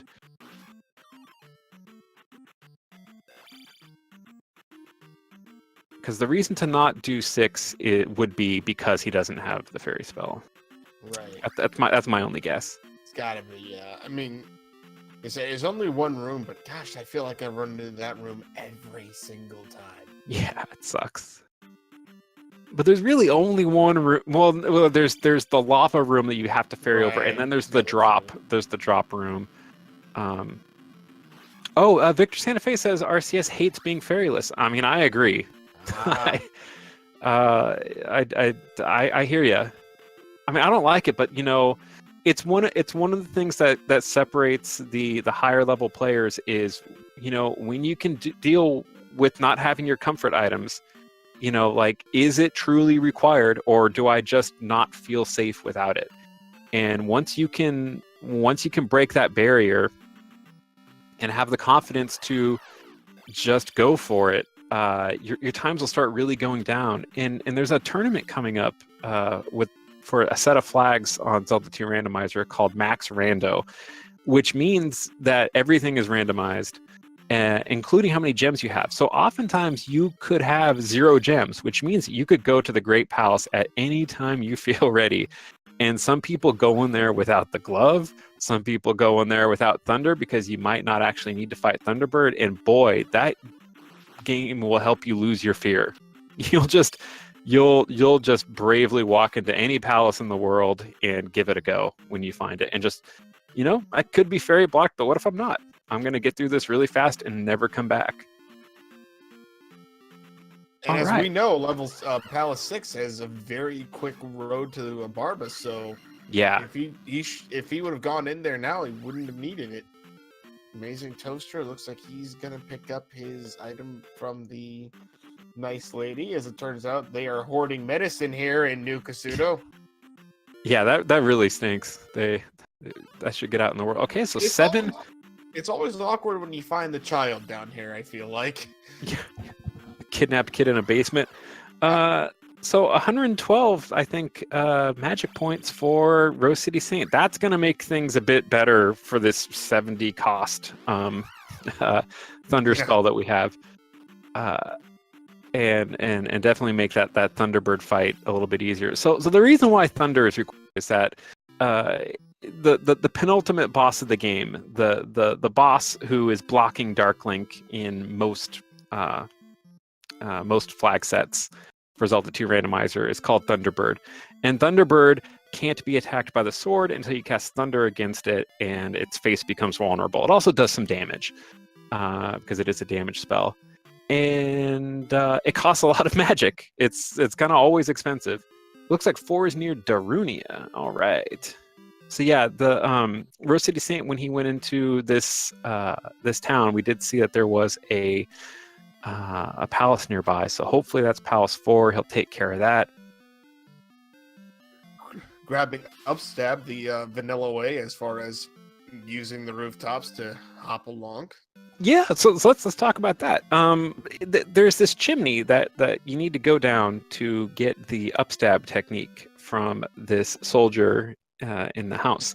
And you could use the jump spell to either do the Darunia super jump, which is to clip in from the right side and just go into the chimney, or you could do it the way the game makers intended, which is you jump on top of the roofs and just hop your way over there. Or you can use the fairy spell if you have it to go down the chimney.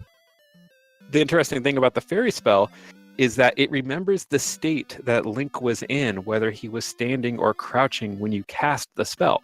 So if you're crouching when you cast fairy, your fairy sprite is technically crouching, which means you're pressing down on the D-pad, which means you can go down the chimney. Rose City Saint picking up his fairy spell. There we go. There we go. So now, no fear. Yeah. RCS is going to take out Karok. Going into 4, yeah. Going into 4. I guess I missed it earlier when he went in there, but there's our Palace 4. We've got them all now. Oh, so the Countess, while he was playing this randomizer seed, took a screenshot with his phone of his computer with the River Devil on it and tweeted it at the River Devils. What a guy. Like, in the middle of the game.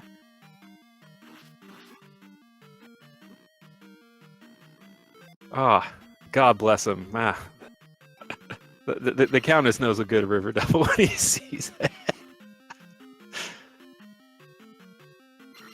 Can anyone give us a check on how the other players are doing? Like, has no one's finished yet, right? I don't have something that would tell me if, because there's some high level players in this race right now. Unos is racing, who I believe won the first of the randomizer tournaments.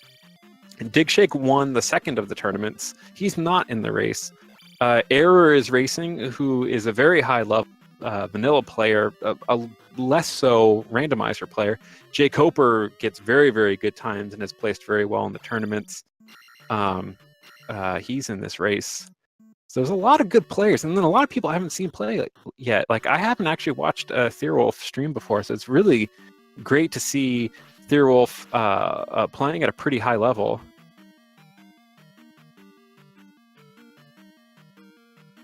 And we're getting an update that no one has finished yet. That's good. You know, it's still early. It feels like because of all of this exploration to kind of get our players set up into go mode, it feels like it's been longer than an hour and 18 minutes. Oh, I agree. But this is fun. Yeah. So, you know, if you're playing like Swiss flags, you know, anywhere from you know, an hour and 10 minutes to an hour and 30 minutes is you know, a good time. These are tougher flags, so I would be expecting people to go, you know, an hour and a half and maybe a bit more. I just found our favorite red robe-clad boss. Yeah, so if people don't know, this is why the Reflect spell was required. This boss is named Karok. Karok is a wizrobe that shoots magical spells at you, and you need the Reflect spell to reflect them back at him. That's the only thing that damages this this boss. The sword does nothing, and it will just take as many spell hits as it takes. Nothing you can do to make that fight faster or slower. You just crouch in the corner to stay safe and reflect the beams. They're pulling off a glitch. I believe that's called Fairy Feet. I didn't see, but if that's the case, yeah, there's a technique that you can use called Fairy Feet, where you cast Fairy on one of these special trap encounter screens that instead of going through the whole adventure, you would cast Fairy, go to the edge of the screen until you just exit the screen and then tap in the opposite direction, and the game thinks you're exiting in the opposite way and tricks the game into exiting you on the other side of the encounter. There's a better way of explaining it, but RCS is trying to do it too, and it works. Yeah, I was gonna say, it seems like a common glitch in all three Legend of Zelda games for the 8-bit / 16-bit era. Do not let Enchantress of Numbers hear you saying that that's the same as screen wrapping. Because I was to say, I'm just talking about pixels at the end of the screen. Yeah, it's a similar thing, but there's a lot of arguments amongst some of the high level players and people who decide rules of categories for racing of what's a screen wrap and what's an out of bounds. And so the very technical way that Fairy Feet works is different than the way like a screen wrap works. And it makes a significant difference to people who care, and I don't care. Fair enough. But it's very interesting, and if you go to like redcandle.us, I believe is the address, a lot of information about all of the old Zelda games, and definitely if you go to like the Zelda 2 Discord, there's people who would love to talk to you all day about Fairy Feet and how it works. So we saw Barba go down on somebody's screen. Was it? Looks like Amazing Toaster's leaving that palace right now. I think that was the person who just finished that boss off. Yep. So let's see here. Theorwolf is in 4. Looking for Karok. So 4. I just realized he's got everything he needs too. He's actually once Theorwolf beats this boss, Theorwolf is going to Great Palace. I don't know if it's full or short Great Palace. If they started... Short. Okay, good. Yeah, so short Great Palace means that there's ordinarily a certain number of rooms in Great Palace, and the randomizer will just automatically decide how many rooms it's going to delete and start deleting rooms until it gets to that number. And I think it shortens it by 25%, something like that. But it'll only take out rooms that have exactly 2 exits. And that is done so that way the Great Palace has the same number of choice points. It wants to maintain as many decisions that you have to make while just taking out rooms that are nothing but combat. But it definitely makes it easier and quicker. All right, so Thierwolf is... Doesn't Go mean ahead. it's not going to be completely complicated. Oh yeah. It can still be very complicated, but you'll miss out on some screens that you just walk through. So yeah, so all of the maze of it is retained as much as possible. And thank you to the Randomizer bot for giving a shout out to all of the trackers and players and commentators. Very much appreciated. Let's see, Rose City Saint decided that he didn't like that room. That looked like a dead-end room. Recognizing dead-end rooms is something that will really speed up your game. It's the one thing I've got about playing randomizers. I played this game so much as a kid, I actually recognized what these rooms are. Yeah, so in particular, Thierwolf was just in Palace 4, which is a pretty big palace, except that there's 4 rooms that are dead ends on the right side, and I think 2 rooms or maybe just 1 room that's a dead end on the left. So a bunch of those rooms you have no reason to ever go into. Right. So it actually makes... We don't need keys or anything like that. Well, like that's an important thing to say, yeah. If you needed keys, you might go down those rooms, but... Uh-oh, we got him. Rose has got him. All right, so Rose City Saint's going to take out Guma. Guma just swings this flail, hits like a truck. Looks like RCS is not using the corner cheese and is just going for it, taking jumps. Really showing some pretty good combat here, taking 1 hit. But I mean, at life 6, Guma's ordinarily hits like a truck and is significantly nerfed by the life 6 there. Very well done. Nice combat there by Rose City. Ooh, that was impressive. Yeah, really going for it. Like not showing a lot of fear there. Maybe, if I've got 1 or 2 lives left in the tank, I'd kind of just go at Guma and see if I could beat him up. But if I'm on my last life, I'm definitely pushing him off the edge of the screen and playing it as safe as possible. A lot of different ways to fight that boss. Amazing Toaster going into 4. Looked like there was a fair amount of exploration required to find Karok. Thierwolf was in here for a little bit. But, sometimes in 4, there's a number of pits that you can fall into. And there's, in particular, 1 pit that you can accidentally fall into. And sometimes players will miss their jump coming off the crumble bridge and fall and end up finding a shortcut and getting a jump start on some players who made their jump properly and would technically be the better player and can accidentally find their way into a quicker time. I know I have been on the benefiting side of that mistake before. How close are they to the end? Very close. Thierwolf is in Great Palace, actually. So Thierwolf will be completing this game pretty quickly.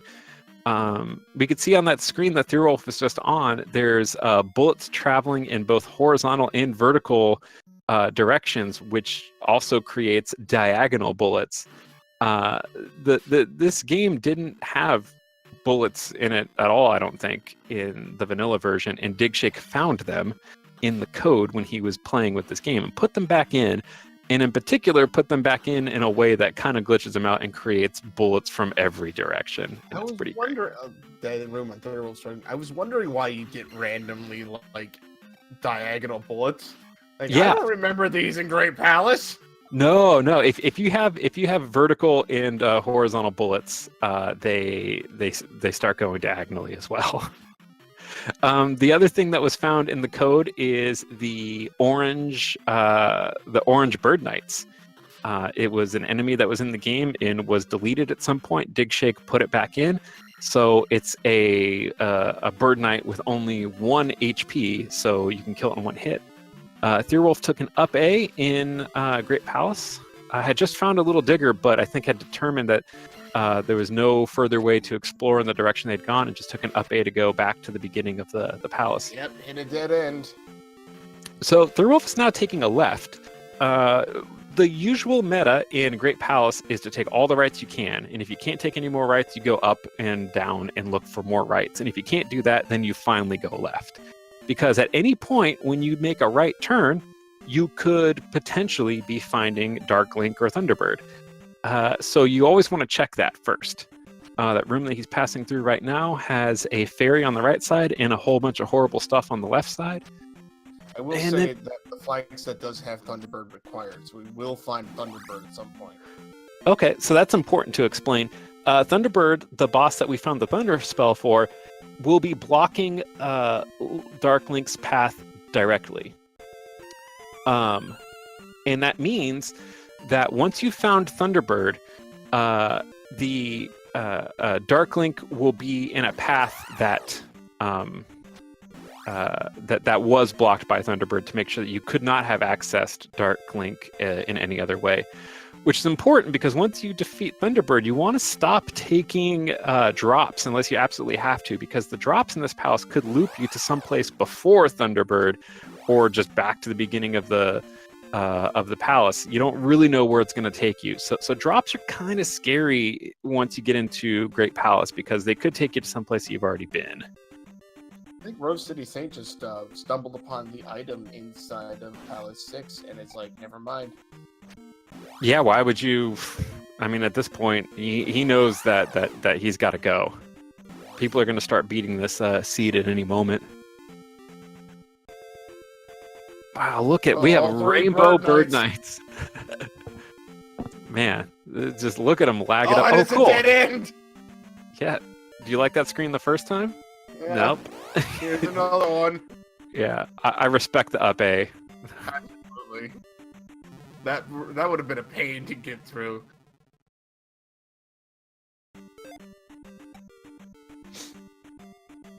All right, so we're gonna see what is on the other side of the fairy drop room in Palace 6 that Rose City Saint is in. I didn't see what this was blocking. So he'll know now if that fairy spell that was very important to him earlier was required for this palace. Could be. We know it wasn't. He must have been taking a different route through here. Oh, that's true. True. We did already. We knew that. All right, left at fairy room. I always go right at fairy room. I like taking the fairy. I think it's a very responsible thing to do. You've only got so much life in a great palace, and I like to preserve it. I probably wouldn't go there if I only had a half of a heart missing. Ooh. So these rooms have some invisible floors, which you can see Thorwolf just got knocked into the hole there and had to ferry his way out. It's just something you got to deal with. It's one of the fun things about Great Palace. That's a fun thing about platforming in a Zelda game. Yeah. Also, I don't know. Drop, right? Or the Eon drop? The Enchantress of Numbers drop, yes, the Eon drop. That was an event that happened in the first randomizer tournament. It was in the semifinals, I think, where Enchantress of Numbers were in a very tight race. Digshake was ahead of Enchantress of Numbers in Great Palace. He decided to go right at the Eon drop. Eon took the Eon drop, which was not named that yet, and ended up beating the seed just before Digshake, thanks to taking that drop. Now, taking the drop is technically a mistake. Like, it's a very dangerous thing to do, to not even look at what is on the other side of that bridge, because that drop could take you anywhere. But it is something that, in some cases, could speed you up. It's a gamble. It's not a mistake. It's a gamble. It is against the accepted standard operating procedure of the Great Palace exploration. Huh. That's interesting, because I did not know that. I will remember that from now on. This is the lore, man. So yeah, OPT, I don't think that you've been playing Zelda 2 Randomizer for I've not as been long playing as, Randomizer too long. I've just started Randomizer. This is the lore. Yeah, I hear that. Because I've been taking that drop every time because I'm like, hey, this is how you're supposed to get towards Thunderbird. Yeah, well, in the vanilla game, that is like 2 screens away from Thunderbird, I think, or I think it drops you in. It drops you down to the room with the massive bot, and then then Thunderbird. Oh, okay, there you go. Eon does play Zelda 2 Randomizer sometimes. She and I actually challenged each other at some really, really trolly flags like a month or two ago. And you know what? I don't think she ever finished Great Palace. So technically I won that. Amazing Toaster has made it into Great Palace. He's the second one. And oh my gosh, we do have a first place victory inside of SRL. Somebody has beaten the seed. All right, who got it? Colin? Oh, Kulain? Yeah. Okay, so Kulain is in the chat right now. What a seed! I agree. This is a doozy. It had some difficult exploration, low life, and just kind of fussy. So congrats on doing well at this seed.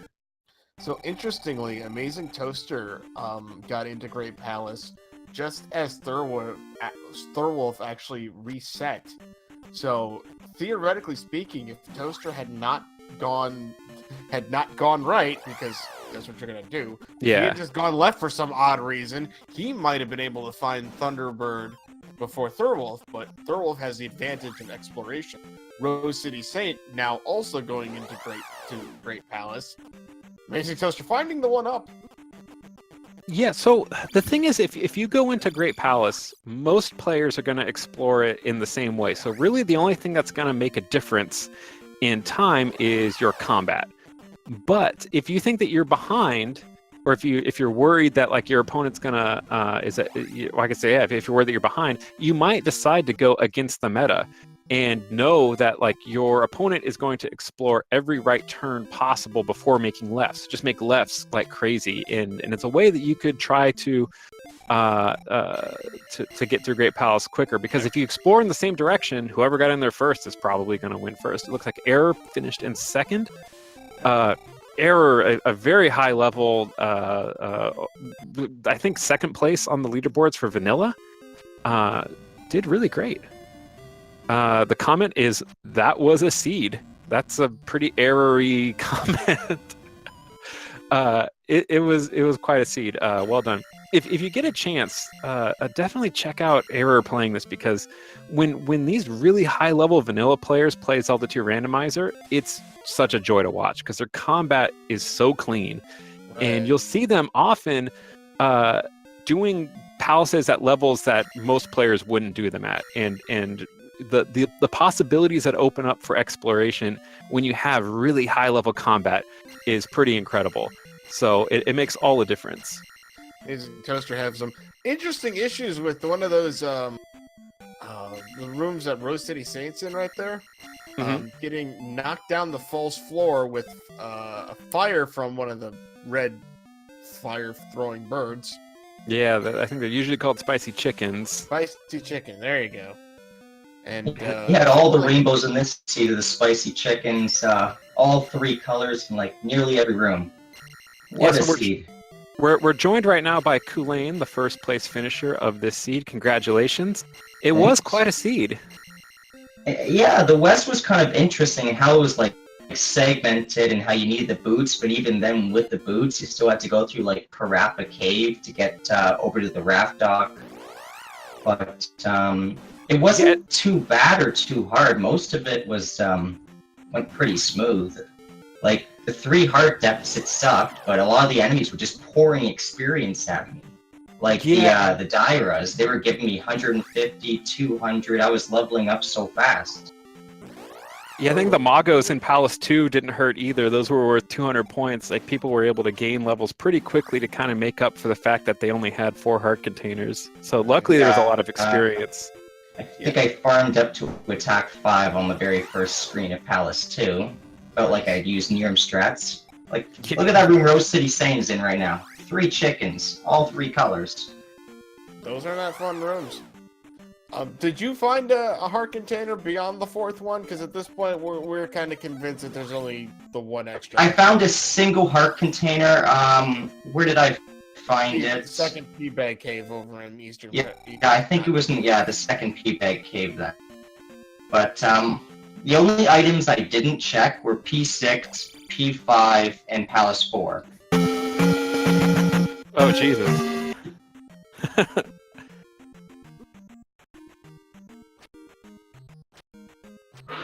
Yeah, I think that like from the amount of point bags that we found in item locations, it's pretty clear that like there's no more heart containers unless it's buried super deep. I do see that we have error in the call also. I don't know how many voices we want to get in here, but error finished second. Pretty great that that you guys were able to get through this. When like that's not a bad time, you know. Like Yuno's coming in at third.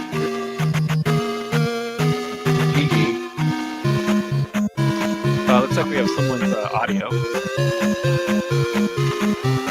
gonna have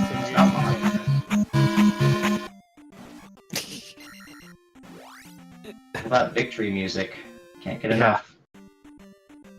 So hopefully Error's sorting that out right now. I was pretty fortunate with death. The very first cave I jump in took me to right next to the rock in the hammer cave, so I was able to I was pretty scared having to go into Death Mountain without the boots, without the hammer, but it was the only place left on the west I hadn't looked. So that helped facilitate speed up.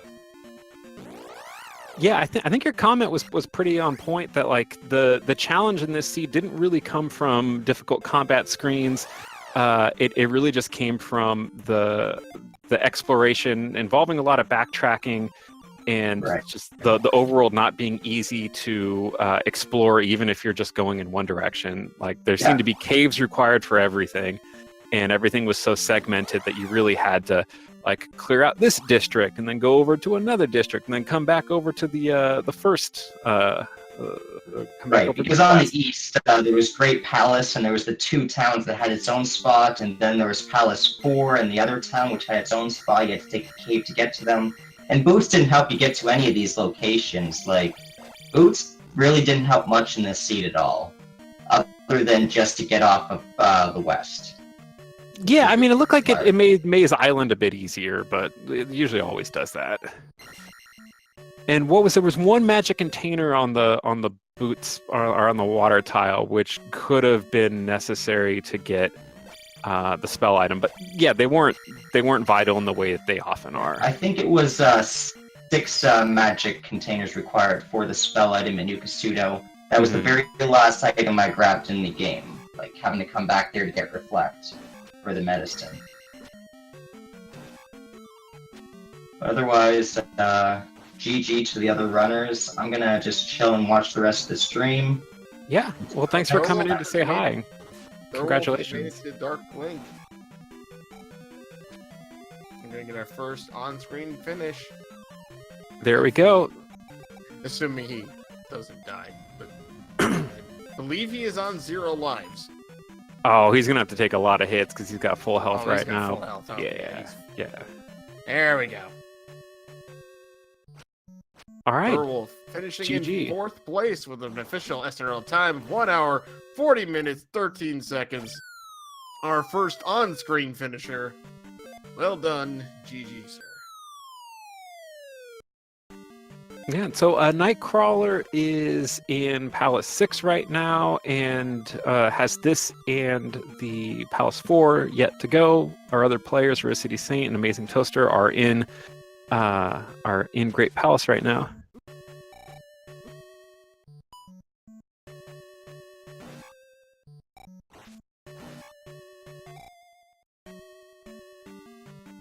Oh, these waffle rooms. So this is why the glove is this is why the glove is considered required for the game.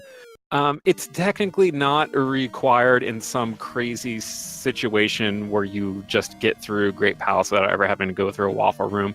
but I consider it 100% required because no one is ever going to go into Great Palace without it, unless you're on like a 0 gem seed for some reason. I think we saw it in the Max. Was it the Max Rando seed or was it the last weekly? Where Great Palace, if you did it right, was like all of like 4 rooms. Yeah, it can happen. It can happen, but like the places where you would need it, like 3, 6, 4, and then Great Palace, like you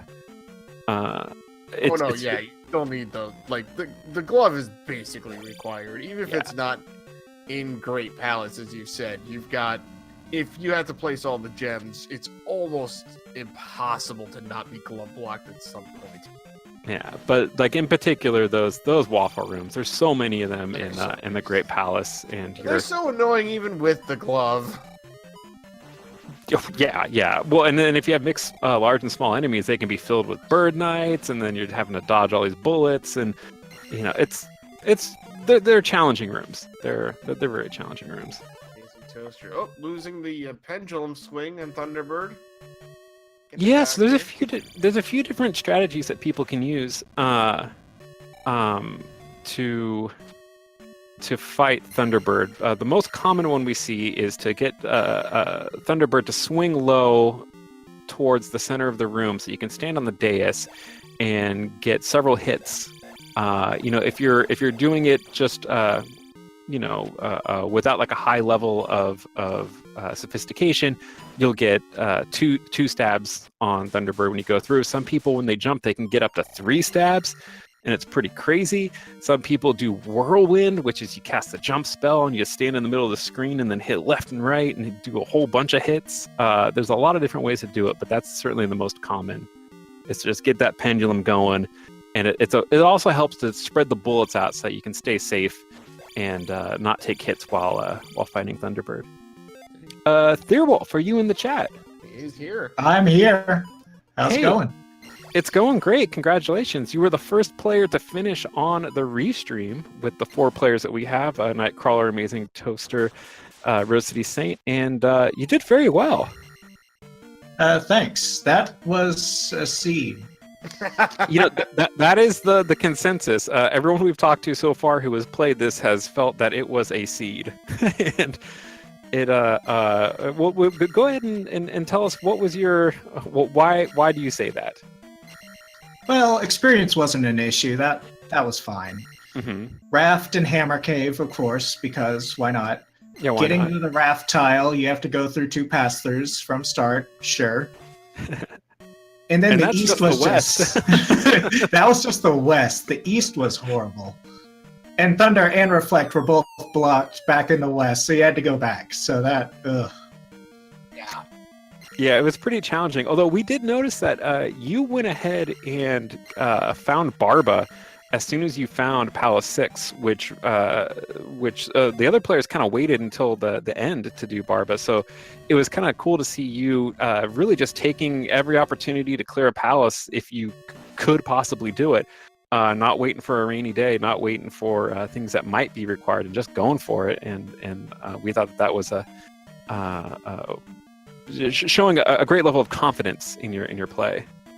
Yeah, that goes back to the levels were fine. If I get fairy blocked, I get fairy blocked. Just try it. Yeah, why not?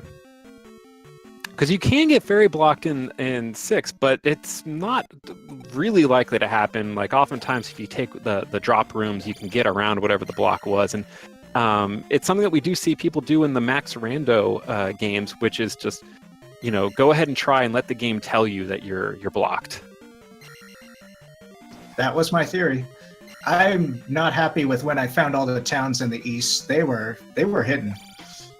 Yeah, there was one cave that looked like it took you to 2 towns and Great Palace. So there's like a little valley that you can't get to anyway, except for going through a pass-through cave. And then there's another pass-through cave that would take you over to like Darunia and 4, and just it did not seem easy to find the stuff that you needed. I think the only thing that was really convenient was on the west. There was like all 3 towns, weren't they all like on the west side? That was kind of nice. The west palaces were literally on like the same screen. Yeah, the palaces were all like right next to each other. Palace Row. Yeah, but the towns were a challenge to find, and then the fact that they didn't have the spells you wanted sucked. But I was happy with downstab early. Fire jump, yeah, that's a big help, especially when you're on like starting with 3 hearts. You know, it seemed like everyone had a bit of a challenging start because with only 3 hearts and the amount of Dairas that were showing up at the very beginning of the game, it took everyone a little while to gain those first few levels and start to be able to explore a little bit. It kind of slowed everyone up, but there was enough experience overall that like once you got your first 3 life levels or so, it wasn't really an issue anymore. But what I'm wondering, Ethereal, when did you start playing Zelda 2 Randomizer? Because coming in third, I believe in this race, and showing the familiarity with the game and the confidence in your exploration, it definitely seems like you've played a whole lot. This is my first time watching you play, so if you'd like to just tell us a little bit more about when you got into the Randomizer, that'd be great. The Randomizer. Well, let me see when my first race was. And then also, like, if you are you a vanilla player? Like, just a little bit of background would be really interesting because coming in when you did is pretty great. Well, I played the original game as a kid, so I played it a lot as a kid. I don't really race vanilla. The grind is not for me. I'm a rando guy. Nice. And I play a lot of Z1R, and this past February is when I started racing this like a lot. I had kind of dabbled doing some offline seeds and stuff, watching the tournament, stuff like that. Yeah, because I was pretty sure that you were a more recent player because you weren't in the last tournament. I thought I remembered you being one of the... There were several players that showed up around the beginning of the year. I think you and Trail Z and Victor Santa Fe. Some new blood in the community, which is great to see. If I may, for a second, cut in here and mention that Rose City Saint has finished the game with an official SRL time of 1 hour 48 minutes and 30 seconds. I see, that is a total of 6th place overall, 2nd on our stream. Great. Yeah, Zarnax sniped him just by a little bit, coming in at 5th. No surprise to see Zarnax doing really well. Where's Jay Coper? I would have expected him to be done.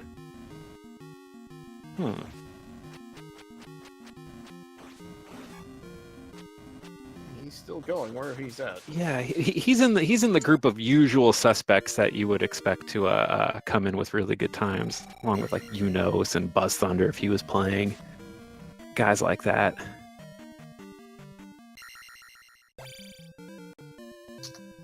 One thing at the end there, I beat T-Bird, and I'm like, okay, this might be a drop, and then Dark Link, and then it was just like this long series of rooms. It just seemed to never end. Yeah, well, I mean, it looked like this great palace like wasn't super trolly, but definitely there was all kinds of right turns that led nowhere, and it just takes a little while to just to find all those so you could start going left. It did, like everyone who came in here that we've seen on this restream took all the rights, got blocked, and then just had to go left eventually. I also appreciate the drop that took you back near start. Oh, good stuff. Yeah, the drops. I mean, are you one of the people who maps this out with pencil and paper a little bit, or do you just keep it all in your head? It's all in my head. Yeah, I really admire the players that can mentally map Great Palace, because it can be super confusing with the amount of drops that there are, and just the twists and turns. And it's a pretty big palace. I definitely like to make a simple map. I know like Buzz Thunder is selling his maps on eBay because he's vain like that. But a lot of the players, like even if they don't do much overworld mapping, they'll definitely do some Great Palace mapping. But good stuff if you can keep it all in your head.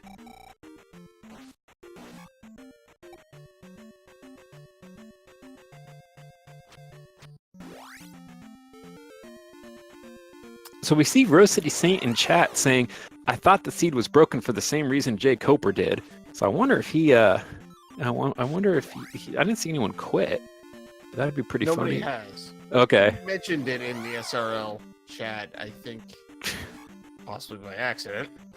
I mean, there was some, there was reason to suspect that this seed was doable. There was enough annoying stuff. RCS says a little bit tilted. Yeah, dude, come on. I mean, coming in at 6, that's, I think that the times that everyone's put in so far is pretty good given the kind of seed that it was. Like, this one wasn't simple. Narrow desert path that led to Durandin Palace 4. The narrow, out of the way, didn't think it led anywhere path, apparently. Yeah. Yeah, I think my saltiest that I've ever been in seeds have been like getting over to the east and having it not be simple exploration, needing a cave to find some stuff and missing it, and just kind of spinning my wheels, double checking stuff everywhere. Like, I can take being bad at combat and having palaces take a long time because I'm bad at combat, but like nothing hurts more than just like wandering around and not being able to find stuff. And this is definitely a seed that can frustrate players by not having towns be readily available. So I understand the tilt. Indeed. Nightcrawler has actually found the trophy, which means he's going to be able to go get Reflect, beat Palace 4, and make his way to Great Palace. Amazing Toaster, on the other hand, in Great Palace. Yeah, Nightcrawler showing us why so many people have been frustrated with this seed like that. That right there. Getting the hammer to get the heart container cave to get the spell to get going. Man. I mean, it's what the viewers want with a rando seed. Come on. So you were asking about Jay Coper earlier, and he is currently fighting Thunderbird. Oh, good.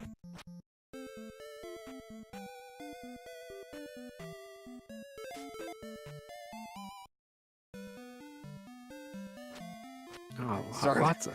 Zarnax's comment in SRL is, "I bet you'd like to have more EXP." I mean, it was just giving it away. I mean, those freaking Magos, man. Like, I love finding Magos on a dripper. Right. They're so great. Okay, so Kool-Aid's mentioning something really important. A lot of people were taking like deaths and game overs to the stupid MOAs because there were so many lava encounters over on the east.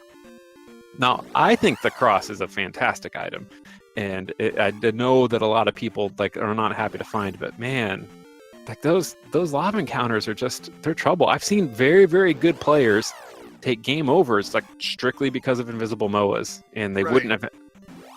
Yeah, no, I've had that happen many times too. I feel like it's that item you're unhappy to find because it's not like one of the 3 spell items, but then you pick it up anyway, and then you're happy you have it. Yeah, I mean, no one's gonna like take their cross and dump it in the trash once they've gotten it. Right. But, I think I put a higher value on it than maybe some people do. But man, because they were swamp encounters, right? Like the swamps were lava, and Yeah. God knows Dig Shake loves swamps. And wow, did Amazing Toaster jump up there? Yes, he did. How do you do that? Did he? I have no idea. Did he cast jump, or did he just? Flip through. He must have cast jump. I don't know. Oh, he I did. turn over and all of a sudden he just like teleported up near that I just- statue. I just watched it on the live feed. He did not cast jump. Teach me that. Oh, the big bit. Buzz thundered. Yeah. Well, speaking of thunder, Yeah, how about you, Thirwolf? If you have the choice between Shield and Reflect, if you were to cast an extra spell on Thunderbird, which is your preference? Which would you take? Kind of depends on how many heart containers I have. If I'm really low hearts, Reflect just to avoid it. If I have a lot of hearts containers, then Shield, because I could take a lot of hits then. Sure. Victor Santa Fe says Shield. Yeah, I used to be a shield first guy, and then I've watched some of my Thunderbird fights back on Twitch VODs, and the amount of bullets that I just jump straight through has convinced me that like Reflect is the primo choice. Because it's just, I mean, it's crazy. It's crazy the bullets that you'll get hit by and not get hit by. But yeah, it is a calculation, depending on, if you have a bunch of heart containers and can afford to take some hits, the shield's pretty good. Because I mean, you effectively have 16 hearts if you've got 8 hearts, and at that point, like, who cares how many bullets you hit? Although they can kind of slow you up. When you take a hit, you get knocked back a little bit. That could mess up your pendulum. I don't know, man. It used to be like Reflect was the choice of people who were doing whirlwinds, because they were really going to be in like the middle of the fire dance. Standing like right underneath Thunderbird where all of the bullets are raining down. But that's, in any case, I think it's, it's good information for people who are just getting into this game, like just how useful that spell can be. I think a lot of people who haven't watched like Zelda 1 vanilla speed or Zelda 2 vanilla speedruns wouldn't even know that Reflect did anything besides knock those stupid Karok spells back. Like, I never knew that spell turned enemies into bots until I started watching speedruns vanilla Zelda 2. Like, they don't tell you that stuff, do they? I don't recall. I don't think so. I haven't checked the manual in a long time, but like, really cool stuff. Crawler actually making his way into Palace 4. I don't think Karok is too far away from the start. I saw people spending quite a bit of time in 4. Yeah. It seemed like there was a little bit of exploration to find Karok. I think I saw 3 dead ends. He's in the middle drops, so. Oh, okay. Okay. Yeah, so much of this palace is just dead ends, man.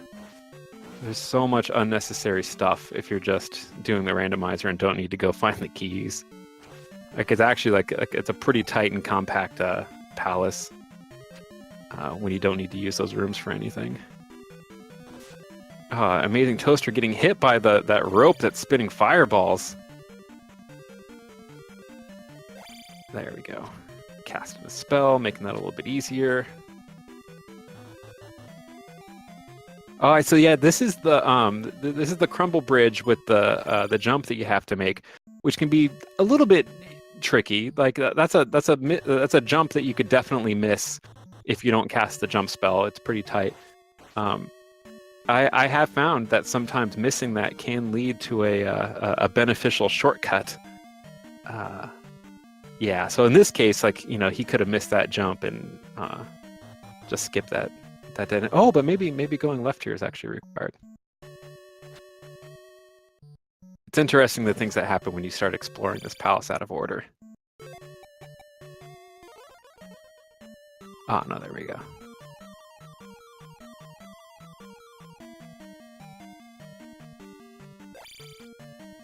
Did anyone ever find the items in like 4, 5, or 6? Nope. No, somebody did. Someone found the one in 6, or someone found the 8th magic container. So I think it was Nightcrawler found it, and it was in one of these 2 palaces. Right. Must have been, 5 or 6. Yeah, it looks like Melee was just saying 6. So that's where that was. Yeah, that's right, because he was looking all over for either medicine or I think it was trophy. Oh. Yeah, and then when do you decide to abandon East Continent and go back to check the stupid hammer blocked cave? Yeah. I only say I would, but that's because I would die on the overworld somehow, and then just be back there and be like, well, I might as well check this now. Yeah, I'm always curious. So I wonder, is there any more players besides? Is anyone still playing? 'Cause we've got 2 open spots We've got a here. few. Jake Hoper did finish with in 7th place. Amazing Toaster is about to finish. He's again. So there was a couple names of people that I hadn't seen. I know Kaunis is probably still playing unless he's forfeited. No one's forfeited yet. JJ Smith and Link Hero of Twitch are still running too. Oh yeah. There you go. Amazing Toaster finishes with an official SRL time of 2 hours, 1 minute, and 32 seconds. GG. I mean, anyone sticking this one out, this is a seed that I think, if I was like playing it off stream and had anything else that I might possibly get tempted to do, I might just quit this one and go, this one sucks. Just play a different seed. But you gotta play the bad ones, man. I mean, it really is important to play the hard seeds, the annoying seeds. But I do think that like with some of the frustrating things that this has done, maybe just sticking it out and getting any time at all is an achievement. So I congratulate anyone who makes it through. So it looks like Nightcrawler's trying to do the traditional encounter skip here instead of the fairy feet and decides to just take the encounter. What you can do is, if there's one of these invisible encounter tiles, if you take an overworld encounter from the monsters, that will take priority over the fixed encounter, and then you will be on that square that you are moving onto, and thus skip that encounter.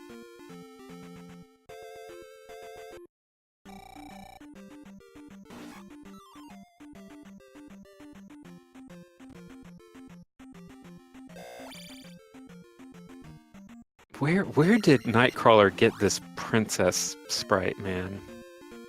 I really want to know, because that's cool. I think there's a whole group of kind of ROM hacks that change the sprites that way. It's for a lot of games. Okay. I wonder if it would mess me up, because like I sometimes, Dig Shake likes to say that he made the beam sprite randomization for me. When in actuality, I was asking for a buff that Link could have where he could shoot, red Daira hammers that went as far and did as much damage as red Daira hammers. And he didn't do that, but he did give a sprite swap so you could have different looking, sprites coming out of your sword. But that messes me up. Like just seeing those things on screen, I feel like it affects my gameplay. So I wonder if I was using this princess sprite, if I would feel as comfortable playing the game as I do ordinarily. Because it's cool, but like you don't look the same. Like I think my instincts would be a little bit wrong.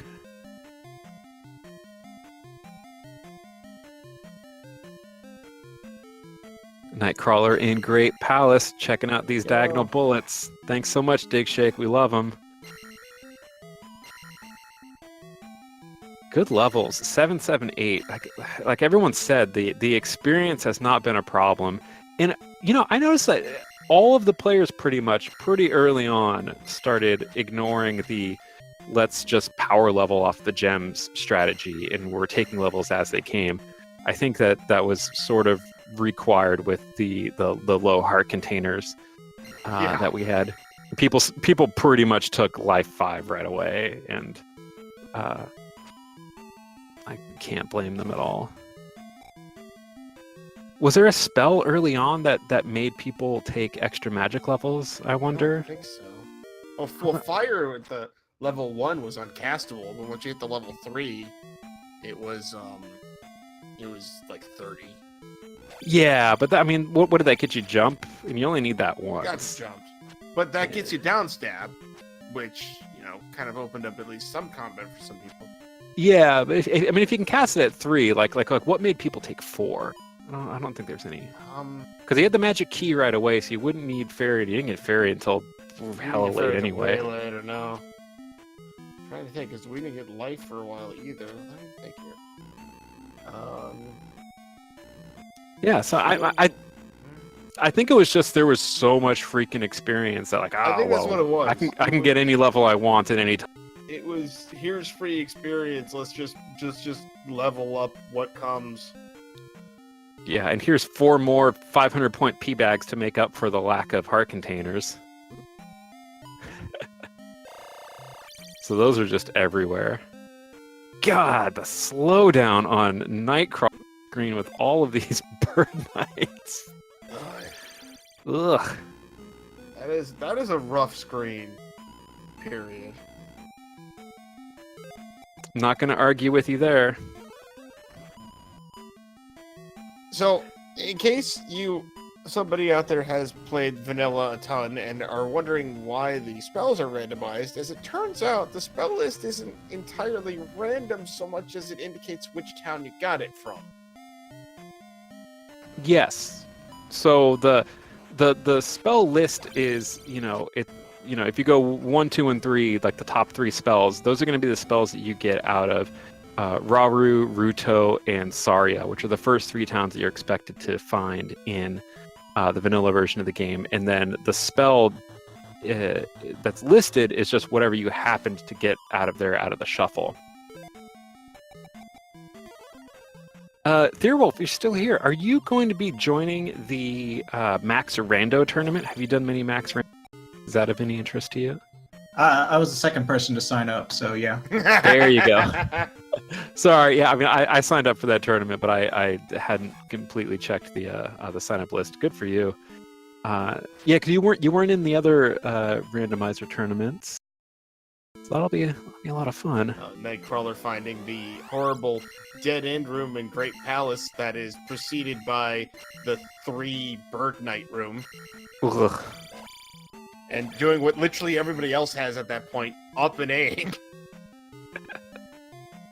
Have you done a lot of practice on the Max Rando settings? Yeah, Trails likes to do like a million races, so I jump in some of those. Oh, Trail X, you say? A lot of race requests. just Trail a couple. Z. Trail Z, yeah. Dude, that guy is a racing maniac. He will race at a drop of a hat, and he's dropping them everywhere. It's just sewing hats wholesale across Hyrule, looking for races. Trail Z, man, it's great. It's great that he's so enthusiastic about this download that we all love. Pretty Thorwolf, dope. I have watched one of your 1 heart container wonders. Yeah, that seed was great. That was amazing. Oh my gosh. I appreciated the Thunderbird required part of that. I'll bet. It was the biggest exhibition of patience I think I've ever seen. It only took 3 hours. It was fine. Yeah. So basically, I watched Thorwood do a Max Rando seed in which there was a maximum of 1 heart container. Ugh. I don't like it. It was a thing. So you're gonna ask to re-roll those, Jossie? If you get that in the tournament? I don't know. I think I'm just gonna go with it, like whatever it is. If I have to think about whether or not I'm gonna re-roll a seed, like I'll just re-roll them all. I mean, I wouldn't know what was bad. I was just, I think I'll just make an agreement with myself that I'll accept a re-roll if someone wants to do it, but I probably won't initiate one. Because the other person has to deal with it too. Right. That is kind of the cool thing, that like if it sucks for you, it sucks for them. And if they're a better player than you, that it's not going to hurt them much, then they should win, really.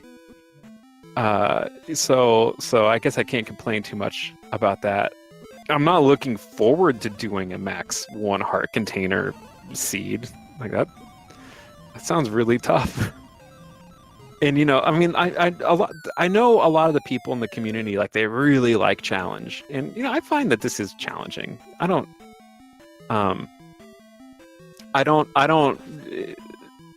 challenge isn't really what's like. I think the game is fun, and I like the puzzle aspect of it. the really brutal combat that can come from one heart container in a room full of bird knights is not, to me, what is the most fun part about the game. I like the decision making and the exploration. But yeah, that's I'm looking forward to that. And just to it's been a while since I've done races. I really haven't raced since the last randomizer tournament. I look forward to you being in top 4. Oh, hey, I broke brackets. I'm not gonna brag about anything, but I broke some brackets in the last tournament. No one saw me making it into the bracket of 16. But hey, I was the 4-2 Josh ED, I think. Finished tied for 6th. Felt good. If you watch that race with Enchantress of Numbers, man, I did not deserve that. Like, the number of mistakes that I made that accidentally put me ahead is incredible. And it was just one of those cases where, like, someone plays the seed, what would be, quote, correct, and doesn't make mistakes in Palace 4 and falls down pits.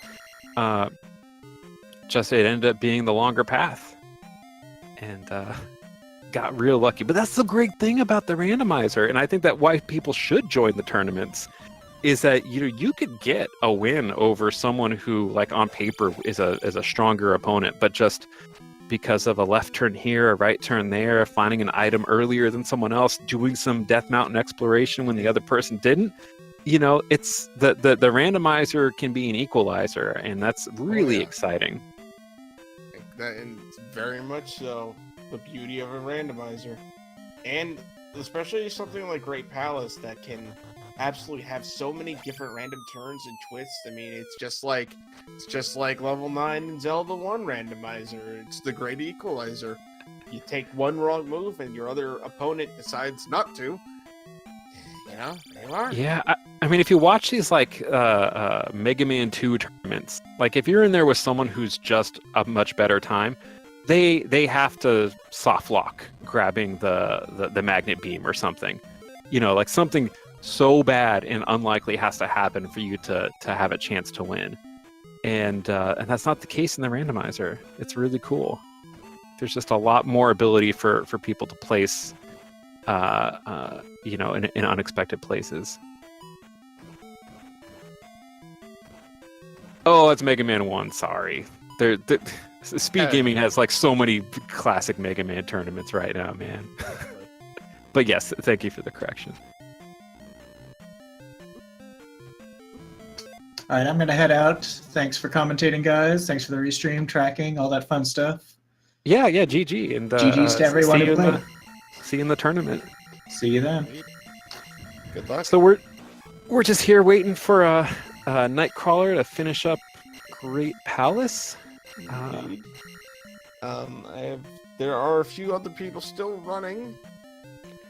Yeah. Let me see here. I've got the Cowaness and Link Hero of Twitch.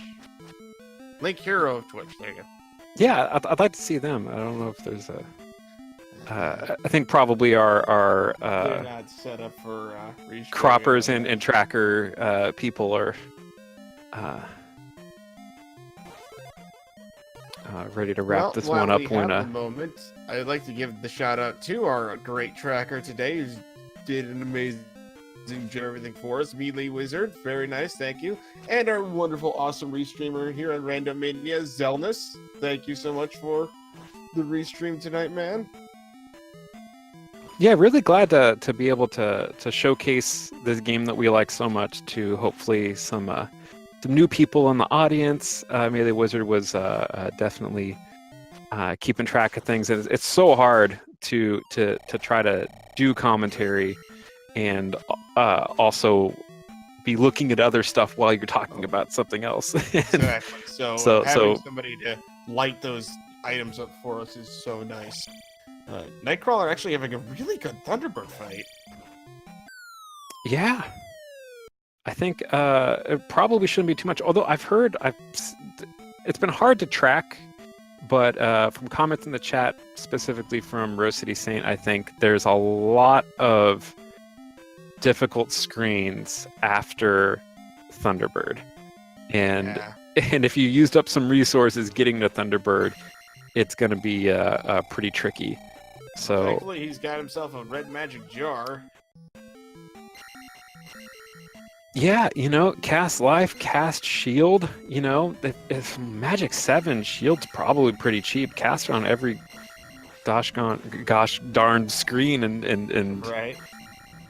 Yeah. Oh yeah, and then if they're all spicy chickens, what are you gonna do, man? Well, this one's at least throwing all his fire into the wall, so he's basically harmless. Yeah, and those things have so much more health than it seems. Like I had a thunder. A fire thunder seed the other night, so that means that the fire spell was linked with the thunder spell. So I was casting thunder for 8 magic, and it still took 3 thunder casts to kill one of those darn spicy chickens. Man, Jeez. they tank hits. It's so crazy.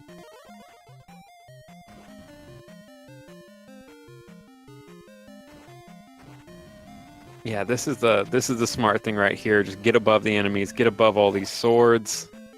Oh my goodness.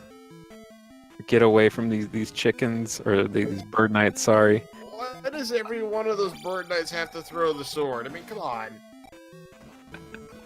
Yeah, so the upstab, I mean, that is something that people don't use in this game a whole lot, but man, it is really the preferred way of dealing with these bird knights. Oftentimes, like they'll want to jump over you, and so you can catch them with an upstab.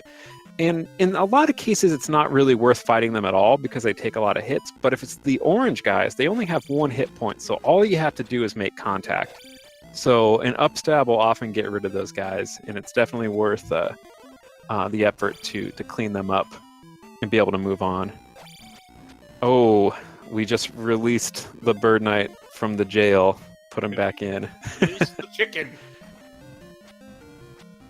I mean, this is where jump is just going to come in handy at this point, right? Oh, absolutely. Yeah. You got to get away from these guys. So as you were saying before, like casting shield or jump on every single screen, you might as well. Let's be honest, you get the Shadow Link, what do you really need on him except maybe shield? Yeah. I mean, the problem is, like, you don't know how many more screens you have.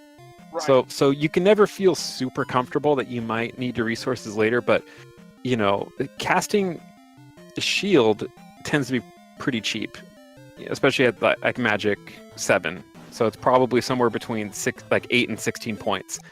Life is probably in the 30s still, and so you'll get a lot more use out of doubling your life bar all over the place. It wears off on the. It only lasts for 1 screen, but shield's 16. So that's a little bit, but that's 1 box. That's 1 box of magic, and I think I'd rather cast shield a couple times than have to cast life. I was able to pause my stream on the spell list itself. Shield 16, life at 26, fairy at 30, jump at 8. Okay, so I mean, life's actually that's cheaper than life is sometimes. So maybe it's worth it. But you're gonna be casting it usually when you've still got 1 box of health left, so you can heal 3. It's there's a lot of calculation you can do, like what's your maximum benefit. Oh my gosh! On magic cost, and here comes the boss bot. So something that's cool about this boss bot is that it explodes into a bunch of tiny bots, and if you do it on a screen where you have like a bird knight chasing you, when you explode the bot, it'll despawn the bird knight. And this is a really cool strat that we're doing right now, casting fire on these bots to get an extra jar of magic. You'd probably just cast jump, and since jump and fire are tied together. Oh, there you go. So he had it anyway. And That was great. we made it to Dark Link, and he was able to cast. He grinded up enough magic to cast life once. This is his last life. Okay, yeah, that was smart. That was super smart. Oh, it's actually the sprite Shadow too. Oh my god, that's awesome. We got Shadow Zelda versus Zelda.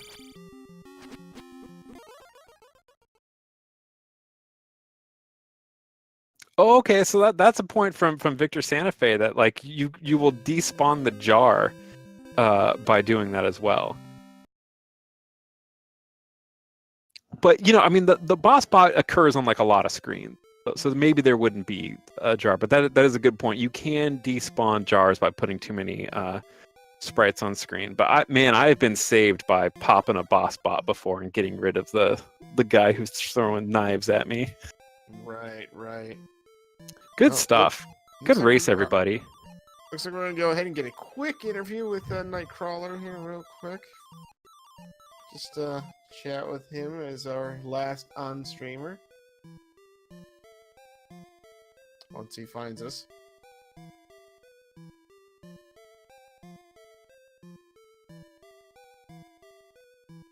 Wait, Link was in the bed? Did I miss that?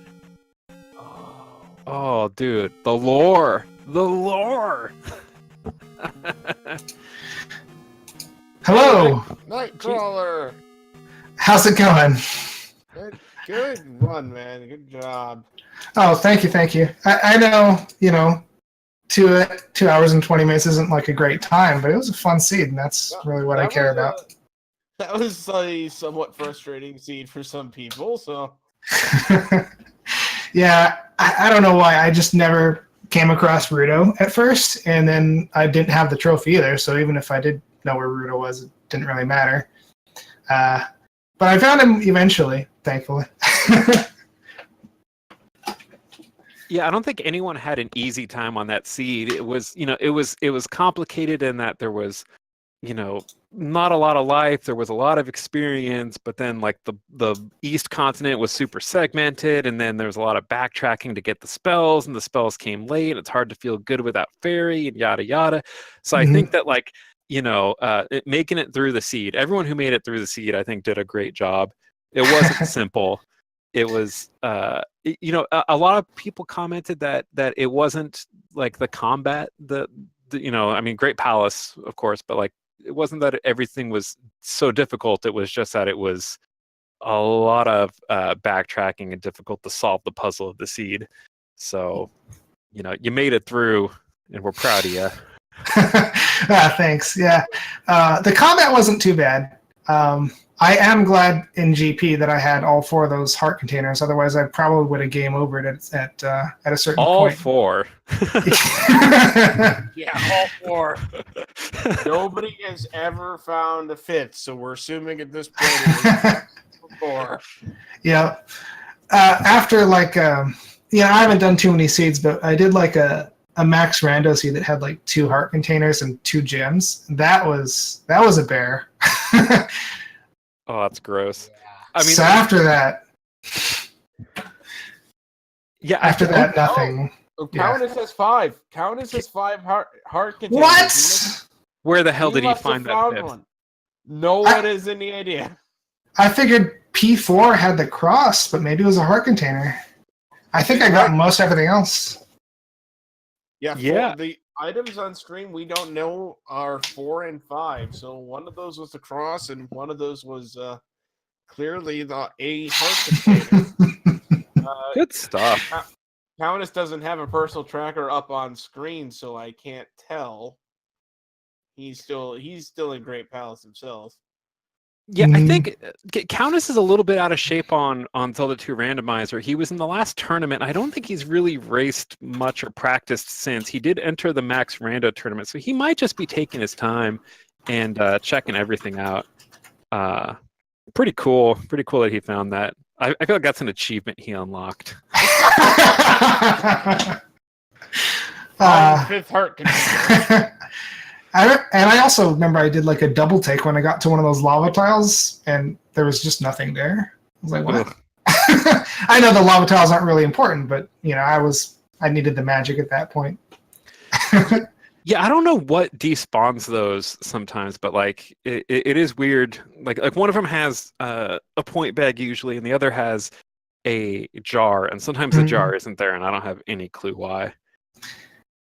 Well, It's fine. I had a lot of fun with this seed. It was a bit complicated, and I think I did some unnecessary backtracking, but it was a lot of fun. Yeah, I'm curious to know, like, how long have you been playing Zelda 2 generally and the randomizer specifically? I mean, I first played Zelda 2 when I was a little kid, of course, but Sure. you know, I didn't do any like speed running or anything of Zelda 2 vanilla, if that's what you mean. Yeah.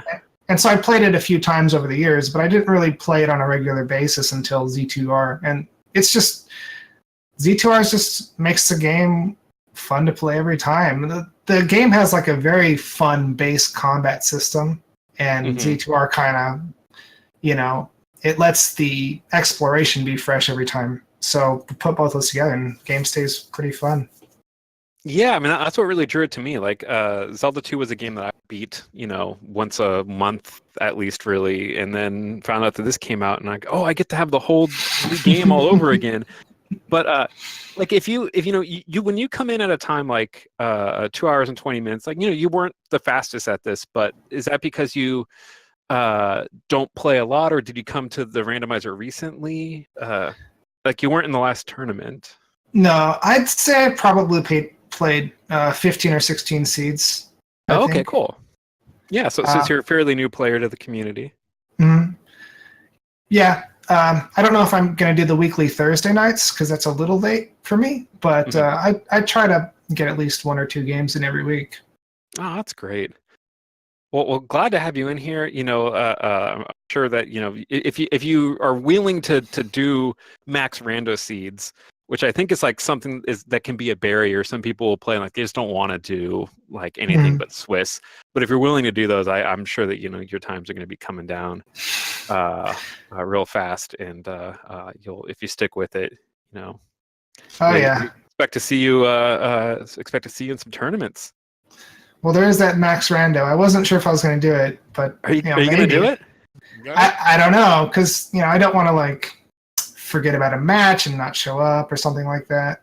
Oh, but... no, that's not going to happen. That's not it. Yeah, you should do it. Like, I'm coming out of retirement, and I'm going to do it. I know a lot of people are joining it just for fun. I'm joining it for fun, and, you know, it's as long as you're willing to do max rando, I don't think there's you know, I think that's the fear that would kind of keep some players away, but clearly, you know, you don't mind working at a seed. Nothing.